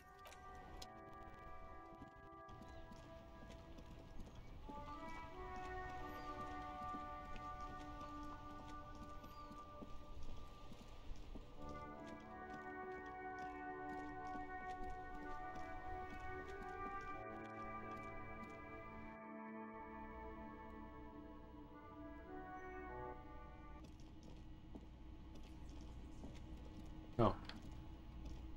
You're new. Oh wait, no, you're the... Oh right, you came back. Right. I didn't recognize you for a second. Oh, sweetie, I don't even know how to thank you for finding my husband and helping him out. I hope we haven't been too much trouble for you. I'm doing my job. Here, I want to give you a small token of my gratitude. Okay. It's a tie. Mexican origin. The pin is an antique. Quite special. The little silvery knob holding the tie together feels warm in your hand. It's in the shape of an avian skull with 8 eyes. Oh, that's nice. You could ask her about this when you get the time. It's probably a cryptid, but the phasmid of course, is more important. You never told me you've seen the Phasmid. Oh, you don't want to hear about some old woman's ramblings. Come on. I'm an old man that rambles. Ramblings? Nonsense. Your description of the Phasmid is the most precise I've ever heard. But, darling, I didn't even get the size of it right. Oh. You were a child, my dear. Really. It's extraordinary what you were able to describe. Now go on. Tell our friend about it. He's proven his interest in the field. Well, it was summer. I was building a racing track out of sand on the beach near a tall stand of reeds. Quite a tall one. Many times my height, I remember. When, all of a sudden... I thought this... I thought this was recent. I'm getting ahead of myself. I was 5.5 Wow. in Betancourt in the suburbs. My grandmother had a summer home there.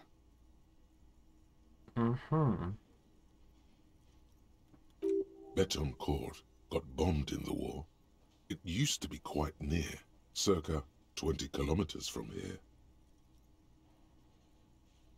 Okay, what happened? The strangest moment of my life. I looked up and one of the reeds moved.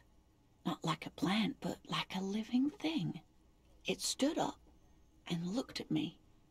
Its body unfolded like some antique toy. I've never seen anything like it. I didn't know this can happen, so I reached my arm and touched the thing. It felt just like a stalk of reed, but it moved, swaying, towering above me. After a while, 20 seconds, a minute maybe, it left, went into the reeds. Did you follow it? I tried, but I was only a child. There was mud and high water. I couldn't see it anymore. I was just standing there knee-deep in mud, looking around me. Okay. I ran back home to my grandmother and asked her if reeds could walk, and told her they were looking at me. Of course, she just laughed at me, but I knew what I'd seen. For years, it was a story I told at parties when I wanted to impress boys. That sort of thing. Of course, most people just took it as a strange, amusing anecdote. So did I, honestly. But then I met Morel. We were on a date. Can you imagine? She tells me a story, and it's the most detailed report of the Insulindian Phasmid I've ever heard. The sounds. She told me it hissed. It did, yes. Like reeds in a gust of wind. The way it moved, the colour, how some of its limbs were white, like marble. It matched perfectly with what I know from other accounts. It was amazing. If it weren't for Lena, I might have given up hope years ago. It's no exaggeration to say that she restored my faith in my profession. It's honestly a bit of a coincidence. You're on a date? Our first, yes. The glance is tender, yes, but tempered by something else. A thought she can't express, even to him. Interesting. Limbs were white. Not all of them. Oh. There is some white coloration reported, along with beige, where the camouflage ends. Our first, yes. The glance is tender. It's hard to say how big things are when you're quite small yourself. Okay. To me, it seemed to be taller than I was then, but that's probably not the case. So it's like the size of a dog? Maybe How imagine could it? she? Who imagines this?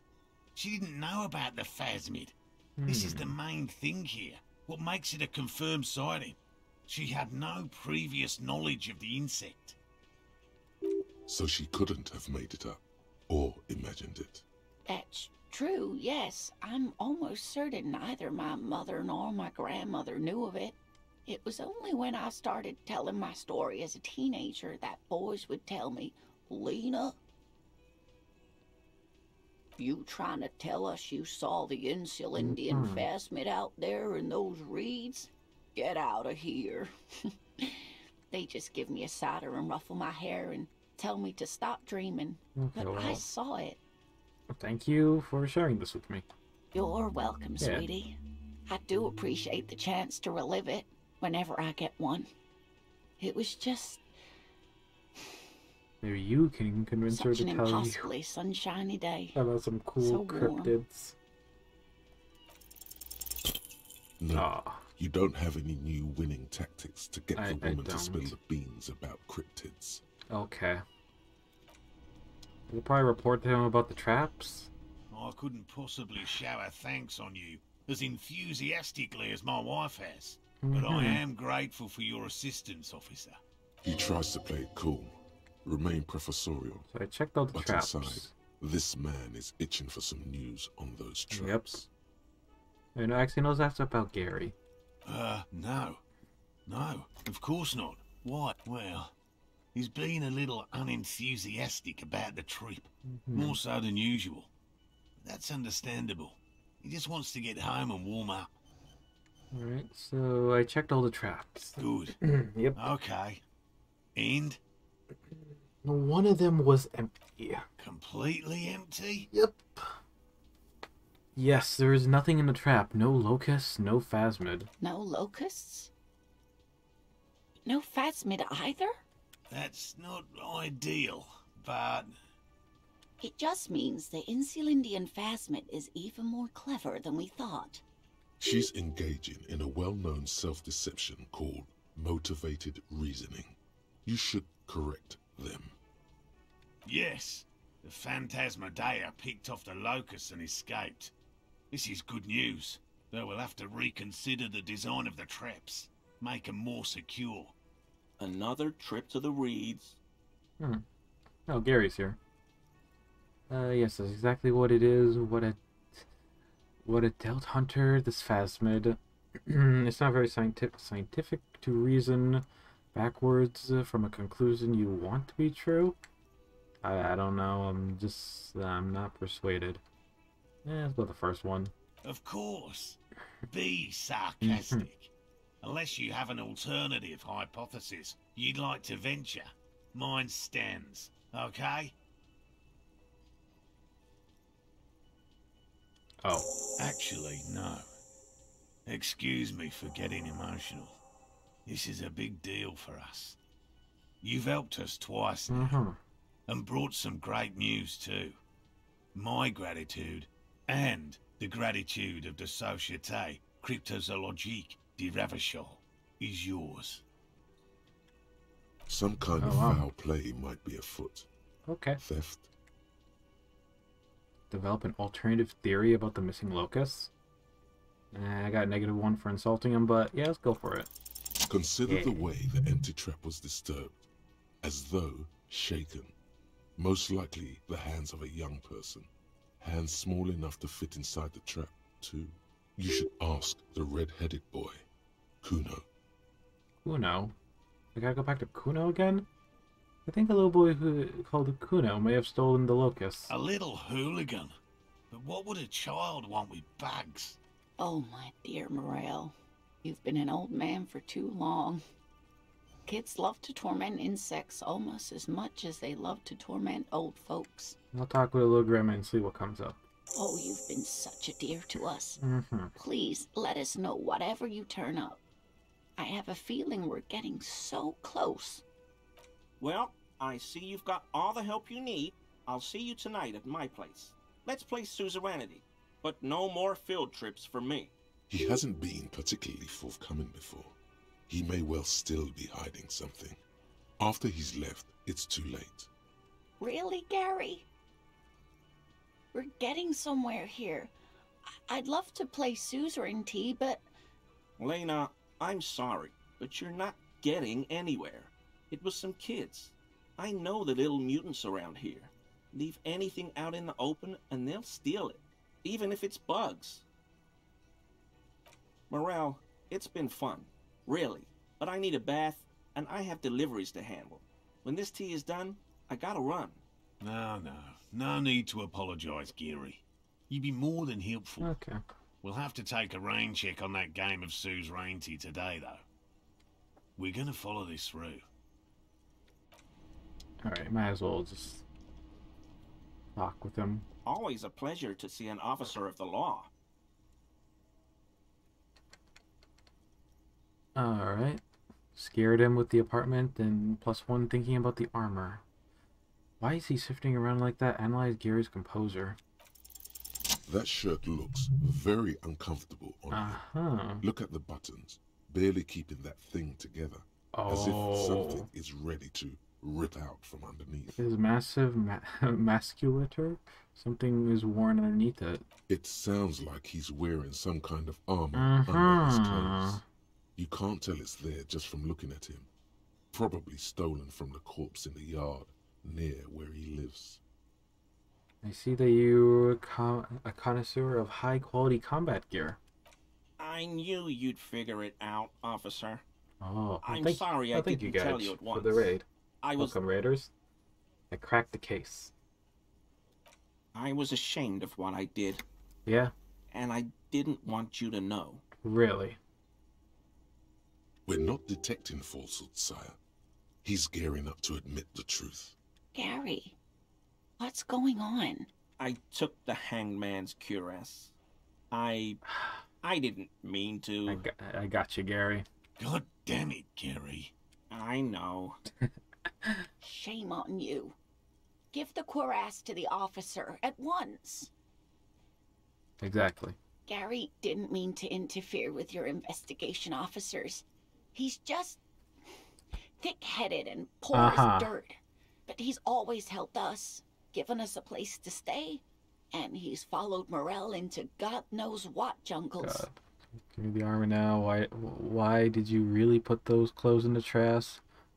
Why did you lie to me, Gary? And then, do you know who killed the hangman? Okay, well, I got some questions I could ask him. Why did you really put those clothes in the trash? Everyone was picking those pieces off him, and I was watching them do it. And they'd scattered his clothes all over the yard. Everything was smelling. So I went there to take out the trash and started cleaning up. All those rags on the ground, him swinging up there, and I had a lapse of honor, sir. I thought, he's a foreigner. They all say he wasn't from here. Mm-hmm. I'm actually getting a really good lead with Gary here. Also, let me give you the shadow gauge. Here you go. Neat. Games and demos, I see. Very nice. But yeah, I'm getting a good lead. Only the cuirass was left, so I stripped it off him. It was early in the morning. No one saw me. I took it with me. It was a mistake. Had I known it'd give you guys trouble, I wouldn't have... Fuck. I see. We're detecting sincere contrition here, sire. He's not trying to flatter anyone. Why did you lie to me, Gary? Because I was weak. Uh-huh. I should have told you the moment I saw you. But... He's a scaredy cat. Yeah. Alright, do you know who killed the hanged man?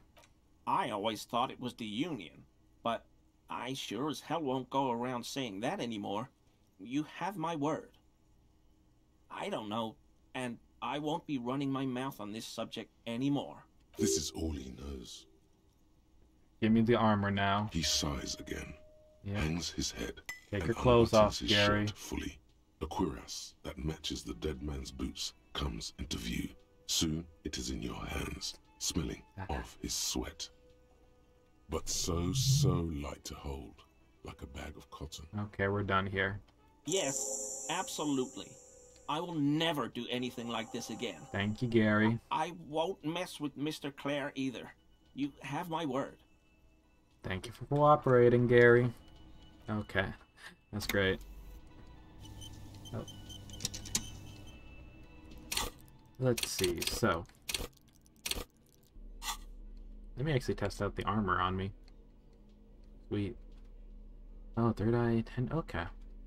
That's the other thing I collected earlier.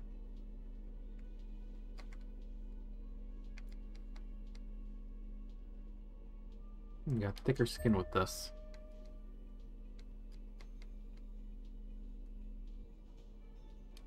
It's just a little bit more empathy. There we go.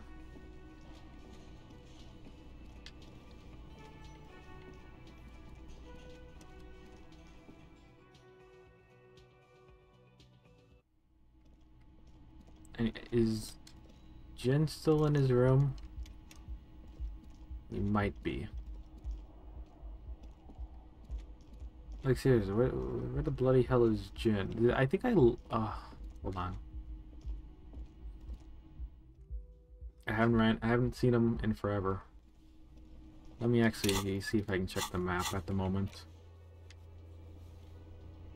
Or Kim, why am I saying Jin?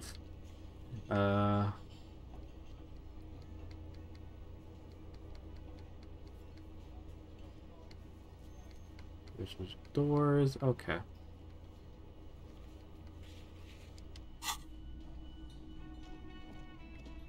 Oh, Gary's now gone.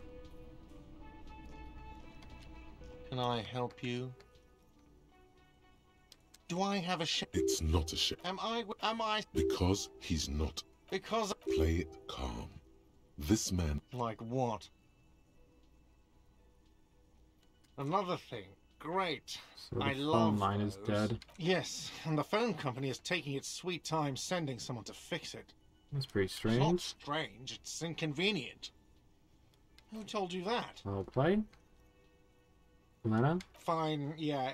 It looked like Uh-huh. someone had messed with the wiring. It was shortly after the hanging, but I don't know if it's at all related. Plenty of arseholes around here who aren't murderers. If you do find out who cut the line, though, let me know, so I can forward them the repair bill. Okay. Yes, it's not who told you that? Fine, yeah. If you do find out who cut the line. Yes? Okay.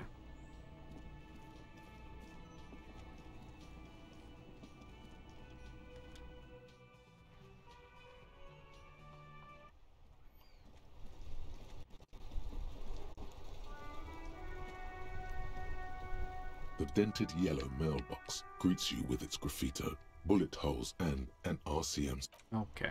I'm not going to kick it. But I'm also not going to drop the envelope in it because I didn't get the signatures yet. Yeah. Let me go. I think I know where Kim is.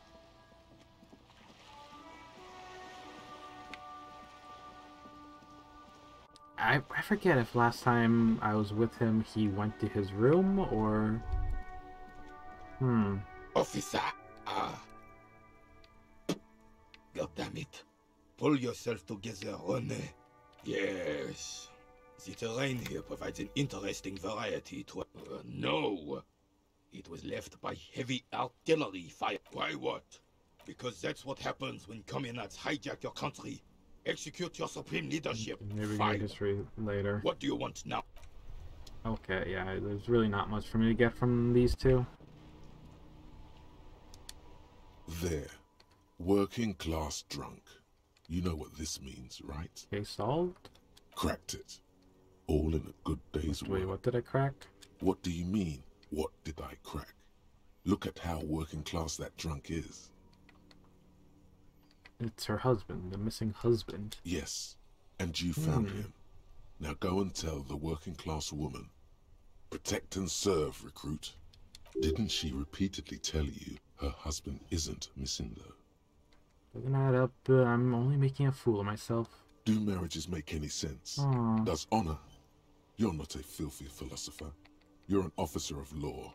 It's time to ace this case and not brood over your reputation. Give me champagne. We can deal with the perception management later. I'm in.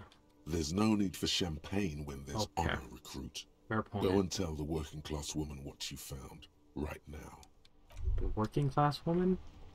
Wasn't that the lawyer?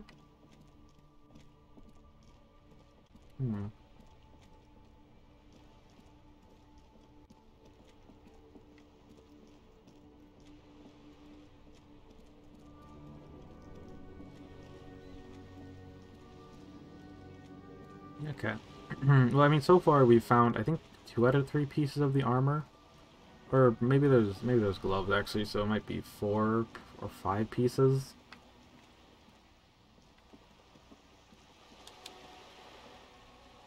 This coin-operated viewer is... Okay.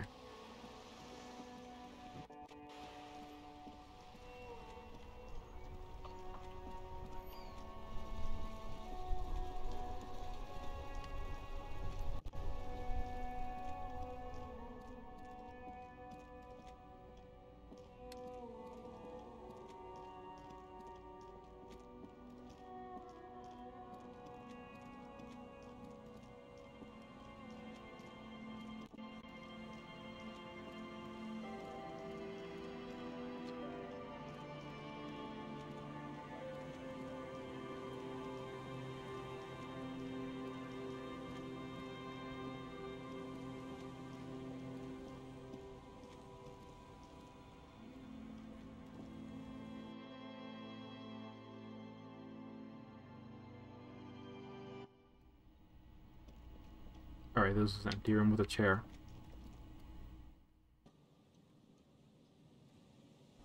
MC character portrait. What time was like, babe? It was 4 p.m. time to do detective work. Yes. Mirrored voices in my head. Yeah. I mean, apparently as a detective, we have like many voices in our head. All narrated by a beautiful narrator.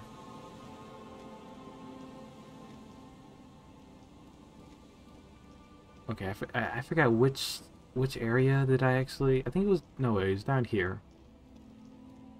Right, it was down by the port. Now we're more of a local drunk, I think.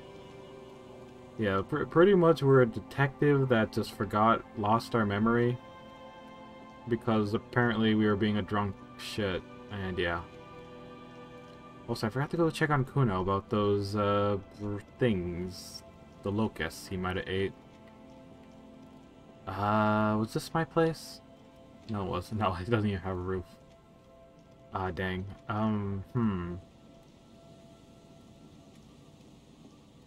Where was... I know it was across by the port. I just forget where. Oh, there's my crashed vehicle. I've already recovered all the stuff I needed.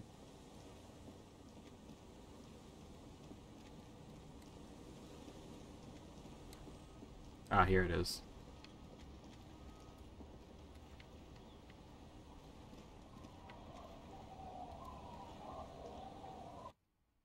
Even though, to be honest, I did already pay for another night in the hotel.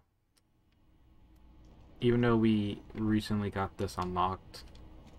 On the table, you see a bowl of water, a rough soap, shaving and the next red to it, call. The water reflects back a vague image of your clean-shaven face.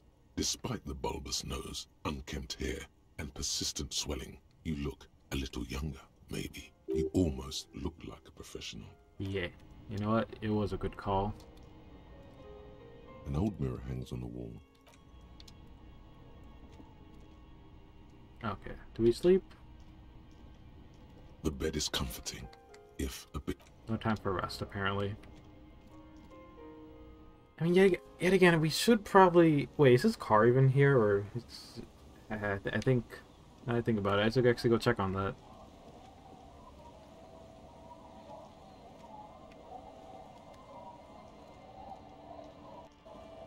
Our tenant, the policeman. I hope the waves don't keep you up at night. What can I help you with? Found this jacket. I can wash it for you. Oh. But it's going to take about a half an hour. Think you can stay put for that long? Hell yeah. Yeah. Well, hand it over then, and I'll see what I can do. Okay, thank you. Must say, I'm proud of this one. It's pretty nice underneath all that filth. I hope you'll have an easier life in your hands. Okay, I was asking to get your signature. Hands her the envelope. Eh? What's this about? Come now, I can't read all this scribble. Tell me what it says. If Art wants to turn part of the village into a little youth center. Huh. I might be half blind, But it looks like part of the village is gonna be a street. The best part. The part we need to get out of our houses. Oh boy. Have you asked Lillian about this? I won't even consider signing till I know she's on board. Okay. I guess I gotta go ask her. Aye, the sea's gonna calm down soon. I can feel it. The wind is turning southeast. What's on your mind, officer? Yeah. Hey, do you see that car on that's like sunken over there? That's mine. Oh. That's good to know, I guess. Why is it in the sea? It was an accident, I'm sorry. This calls for a funeral, if you ask me. You suggest we honor the incarce of my former motor carriage? Aye. Feels deserved, don't you think? Falling in the line of duty like that and all? What an odd thought. Maybe I should. I don't think they have funerals for motor carriages. And why so? Our things are part of our life world. They're made with human sweat and they share human history. We should care about them as we care about humans. Life world. Someone's been reading up on last century Gotvaldian philosophers. Play it cool now. Alright. Alright, but I am organized. But, okay, alright, I'm organizing a funeral. Takes a lot of time and effort, doesn't it? Oh yeah. You won't even be able to get it out of the water before early June. And where are you going to bury it? Who to invite? What music to play at the wake? Take it from someone who's been through a few funerals. It's easiest to just leave them there and let nature take care of it. It's going to be quite a few years before nature is able to completely take care of a motor carriage. Yeah, I'll probably just you could bury always it. come back in a few months and see if you still want to give it a proper send-off. It's a pity we don't get to do more frivolous side activities, like rejuvenate the Doom commercial art, or let's focus on things we can actually do. Alright. We'll go with the first option. I understand, believe me. I really do. I think about all the frivolous side activities I could be doing every time I go out there with my nets. But daydreaming is a rich man's game. At sea, you can't afford to be careless and dream.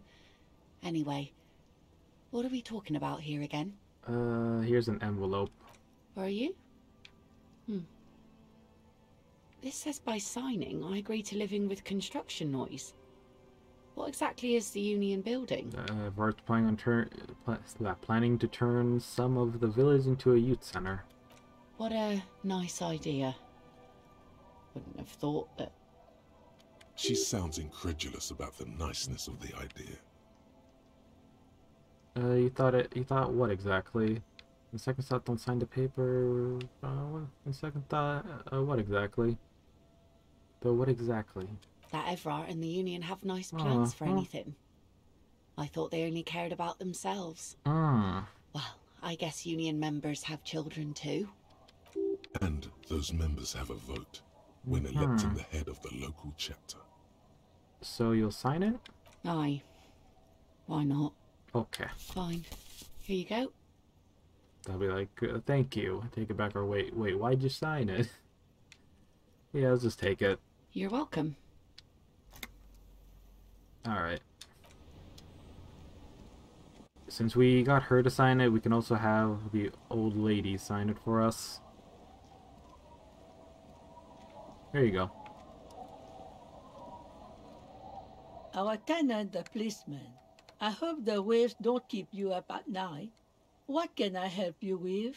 I got the signature. Lillian should let her sword make her decisions.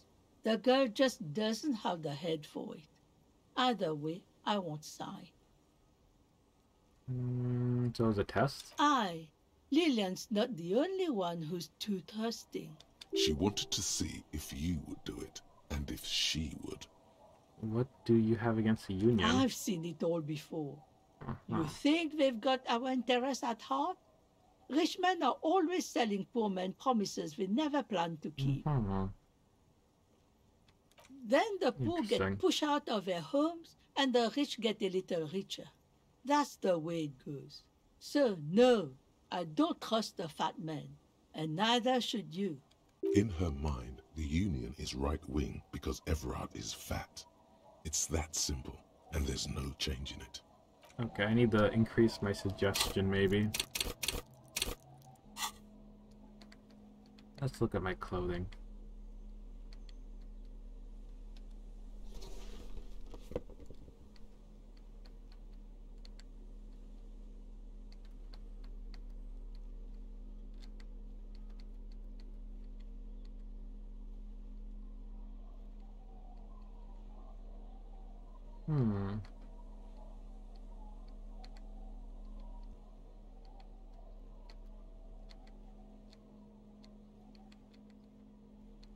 Okay, I think we might be good.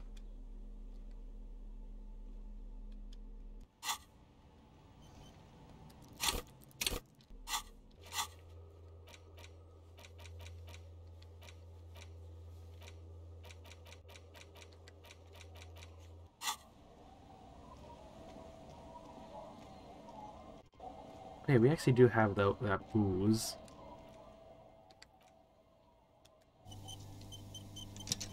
Yeah, let me actually, before I go to the drunks and give it to them, let's see, do I consume it when I use it?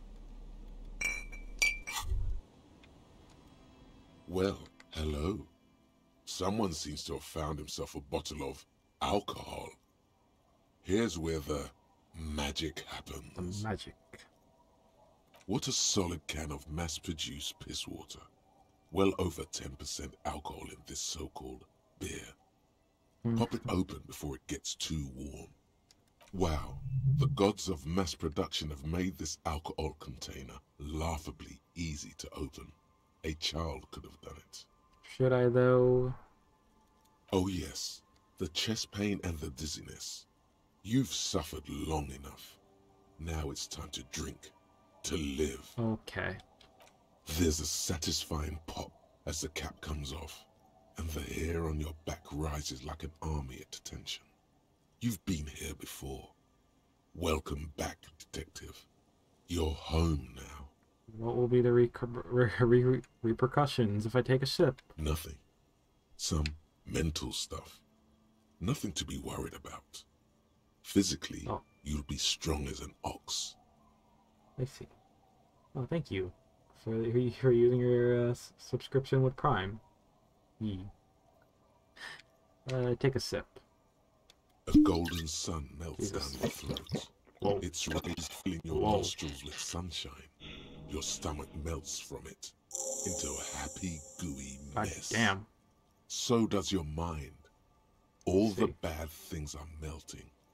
You're you again. Mm-hmm. A real cop. A real detective. Incredibly well done. Mm-hmm. In the bottom right corner of the screen, there's an alcohol button. Alcohol gives +1 to physique skills. Physical instrument, half light, electrochemistry, endurance, pain threshold, and shivers. This is good before rolling a white check, but damages your morale. And remember, from the void we came, and to the void we must return. That is interesting. Having alcohol be like a booster? Yeah. Alright. Hey, I appreciate the subscription. A sub is a sub. Alright, let me go to the drunk guys and offer them a bottle. Tequila Sunset. I bought some booze. Will you tell me about the name now? Of course. Drink first, story later.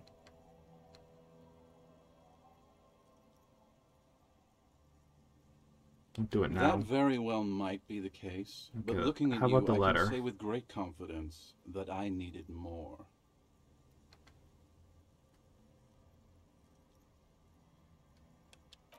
What's it about? I'll let my hand address the situation. Maybe you've heard. I used to be a very successful businessman. I've signed more than a few lease forms or whatever the fuck they were. Anyone's got a pen, the pro's gonna do it.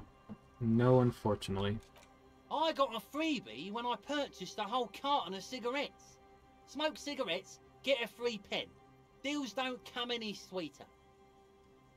Thanks, Rosie.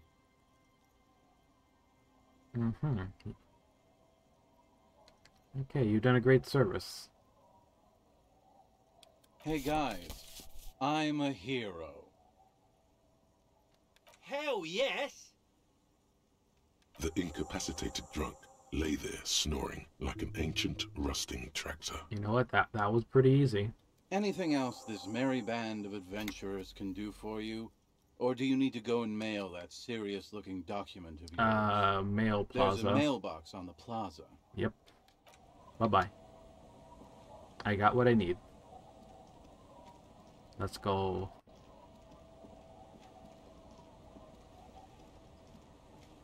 Not gonna lie, so far I'm doing pretty good by myself.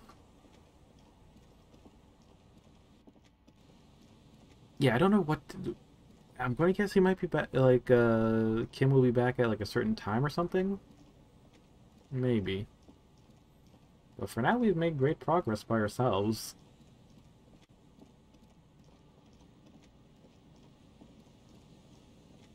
Like, heck, we've gotten almost, like, the full body armor at this point. All we're missing is, like, the helmet and the gloves. And the pants, I believe? Yeah.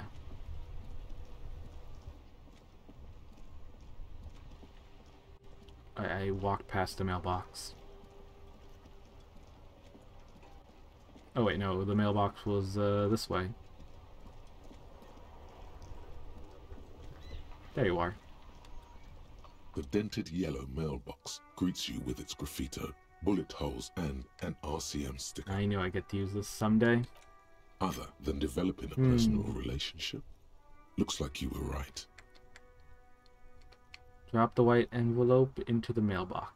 You drop the white envelope in the darkness. It lands with a soft thud on what sounds like a couple of letters. Probably did the right thing. You can't trust that slug ever. You know he's going to play you somehow. Yeah, it's been pointed out to me multiple times. Oh well.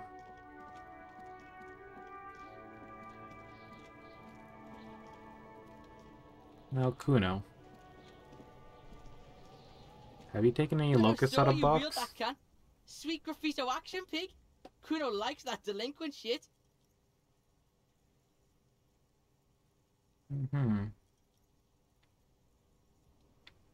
Thank you, Kuno. Or maybe, no, we should be speaking his language. Papa bad to the bone, Kuno rotten to the core. Kuno's pies. You're just shit at life. Now what's your case with Kuno? Do you know anything about missing locusts? No, Kuno doesn't give a fuck about bugs. So he knows locusts are bugs. Oh my god, I told you that shit is lame! Shut up, see. Now they're gonna take you to lame prison! What is this about? Deny everything, Kuno. You need to lawyer up. Kuno's not gonna say anything without his lawyer present. There's definitely something going on here. Remember his pig's head shack? You should check it out. Okay. Kuno doesn't fucking care. Okay. Go check out the pig shack. Got it. Is the pig head his lawyer? Is that what we're doing? All around you, the hisses and chirps of locusts fill the musky air. Yep. The earthen floor of the shack has been shaped into mounds of mud, dotted with little holes for windows. Holy shit, this place is literally a locust hive. Like skyscrapers, spires of dirt and sand rising. Accommodations for their insectoid inhabitants. Okay. Sounds like you found the locust detective. Yeah, I'm one hell of a detective. Heaps of leaves are rotting among the mud-caked towers. Dozens of little locusts feed on them, buzzing away with vicious joy. Kuno has really outdone himself here. It's the work of a self-taught visionary. Yeah, I'm getting a lot of skill points I should be spending on something, but I'm kind of saving them for when I do want to, like, I don't know, just get somewhere from something I'm, like, locked out of. Okay, well, Kuno, the jig is up. Kuno's like Kuno's dad? Kuno doesn't give a fuck about anything. Kuno, I know about the locust setup. Or I know that you took the locust from the trap that the cryptozoologist set up. Yeah? Kuno took the bugs, so what? You say you don't give a fuck about the bugs, then go and build a bug town. It's not Bugtown. It's the city of locusts. Locusts aren't just bug shit. They come out of the sky like a fucking shadow. Shit descends. Stop! You stop. It's like they're fucking night. Locust City, Night City, City of Rage. There's a tug of war over the name of his fantastical city. It's almost too big for his imagination. The girl forces herself to watch again, the corners of her eyes twitching from discomfort. City of Rage sounds like a cool place. Kuno, the pig wants to help you. Oh, that's how lame it is. Please just don't say you're... An artist. Maybe I am an artist. You hear that, everyone? I'm a fucking artist now. Did he just say I? Kuno usually calls Kuno, Kuno. Oh. Oh shit, he actually did. Oh shit, he actually broke his character for once. Hold on, did I hear that right? You said I? Kuno made Kuno. Kuno says whatever the fuck he wants. There are no rules here, pig. I fucking say I when I wanna, and Kuno when I wanna. Kuno's free. Kuno's free to fucking die, bitch. Okay. This is what he sometimes does when things get tense. Interesting. Interesting form of speech. Let's motivate him. Let's butter him up. God, Kuno! He's gonna make you totally lame in, like, 3 seconds. Don't let him, Kuno. Yo, fuck you, see? Kuno can be what Kuno wants to be. Kuno's his own man. Kuno's free. Kuno made himself into Kuno. Kuno can make himself into anything. Kuno can make himself into a pig if he wants. Kuno can make himself into a... Kuno doesn't give a shit. Don't make yourself into a pig, Kuno. You'll have to take me away. It depends on the choices you make, young girl. Me and Kuno have discussed this. I promise I won't do that. Oh, man. Depends on your choices. Without a word, she disappears entirely behind the fence. For once, the boy is lost for words. He turns completely red now, with splotches of white beginning to appear across his face. You got him. Now convince him to leave the cryptozoologist's traps alone. I need to stop taking the locusts from the traps. The cryptozoologists are trying to find something very important. Those locusts are bait. I don't give a shit. I don't need the locusts anyway. Shit is all lame now. C was right. The girl's face appears again, above the fence, just long enough to make eye contact with Kuno. She doesn't know whether to be glad because Kuno's finally convinced of the lameness, or more worried because of his continued use of the first-person singular. Kuno is Kuno, not I. What's gonna happen to the locusts? Kuno's gonna let the fucking locusts die. Okay. The fuck are they trying to catch anyway? With the traps? The phasmid. He recognizes the name. Wait, do you know what the Insulidian phasmid did? Bitches think Kuno doesn't know shit. The fuck out of here. Kuno's tired of this shit. Okay. Kuno's like Kuno's dad. Kuno doesn't give a fuck about anything. Kuno... Okay, just, yeah. I guess I'm gonna have to report the fact that the locusts were actually taken by him. Yeah. I sadly gotta do that now. Mm-hmm. Yeah, sorry to tell ya.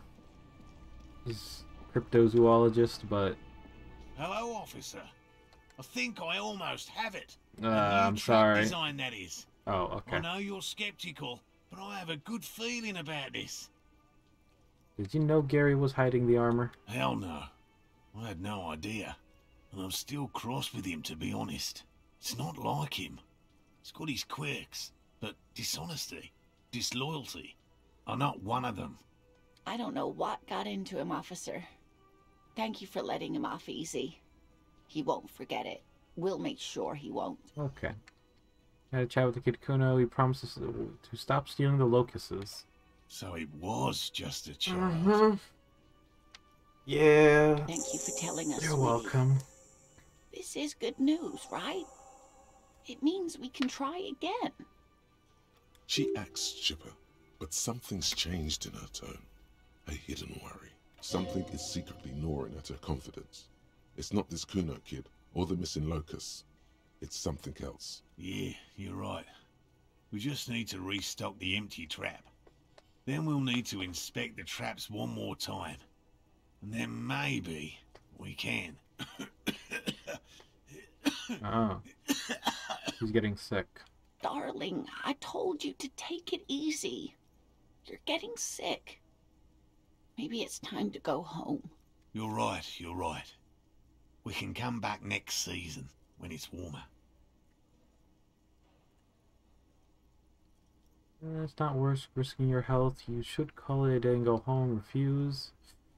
I'd offer help, but I have my own thing to refuse. Damn it, maybe I can still restock the traps for you, except... We come too far. I'm going to restock the traps. Let's do this. Really?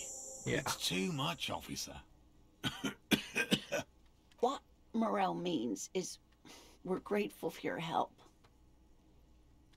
Here's a fresh batch of locusts. They should slide right down the funnel.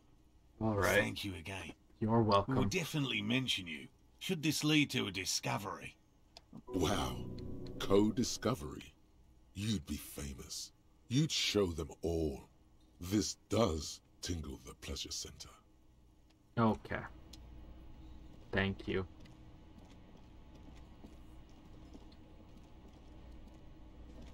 I've got nothing to say to you. Why are you wasting your time? I said... Even though she has excellent control, you caught her off guard. Push her some more. Hardy, not another you have no question. No. Talk to... I said... Even though you caught her off guard. You are not here to... You set the pace, and a man like Easy Leo could have said anything. Okay. Do not be restrained, sire. He said Mr. Ivat... Okay, right. Okay, so we're on the dialogue from earlier. He said Mr. Ivat sent you to law school. I represent the union and these men here. Okay. Don't... A very minor victory. I said... Even though you caught... You are not... You said a man like Easy Leo could have said anything. Said that you were not in be debt restrained, to Mr. sire. Clare. I represent the union and these men here. A very minor... I said... Even though you caught... You are... You said a man like Easy Leo could have said Said anything. that you're a union Do fixer, not be you restrained, fix things? sire. I am a legal counsel. Don't make this personal. A very minor victory. What you want is of no significance. I am being aggressive? Yes. Listen, you moral and unlucky. You are part of a mob, enforcing the unlawful privatization You're a of mob. Revachol. 20 fat men in the Occident are stealing it all, and you are their bodyguard. What? Fuck yeah. So ask what you came to ask, or get back to your commanders. You're kind of wrong. Get Okay. sober. Okay. Do your job. Ask your questions and get the hell out of Martinez.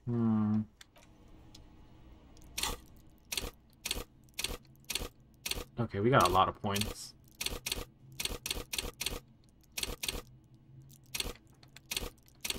Maybe increase the authority a little bit.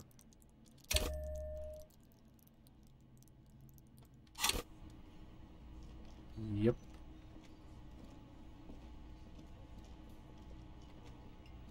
And probably wear some stuff to increase the authority.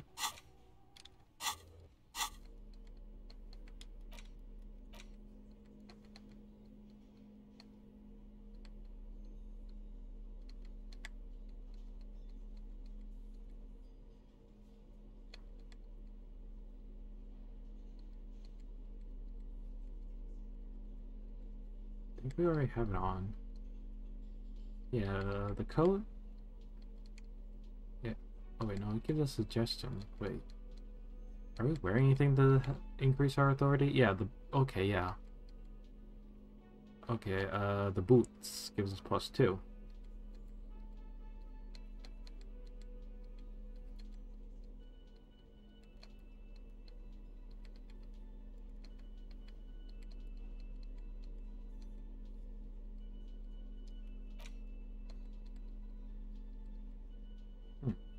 Oh, we have a folded. Oh, right, we had that folded library card from the corpse.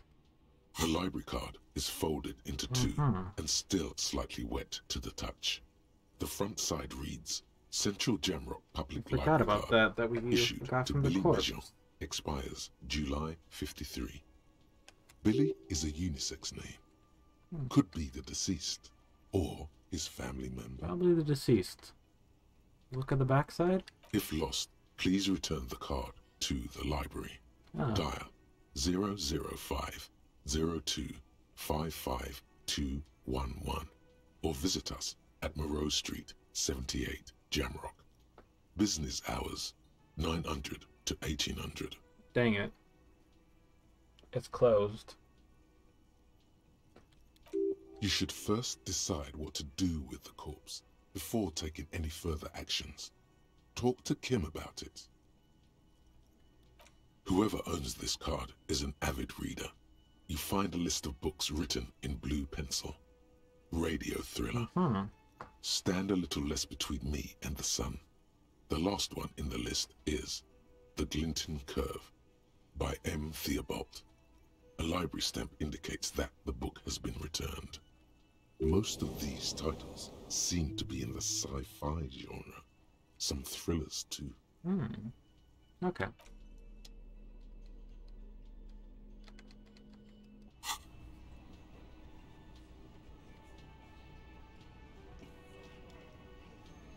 Looks like the circus left town, but the clowns are still here.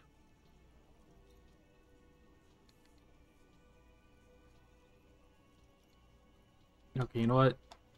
Before we do this, I should go back to Mr. Ivat, just so I can get some more authority or something if I can. Yep.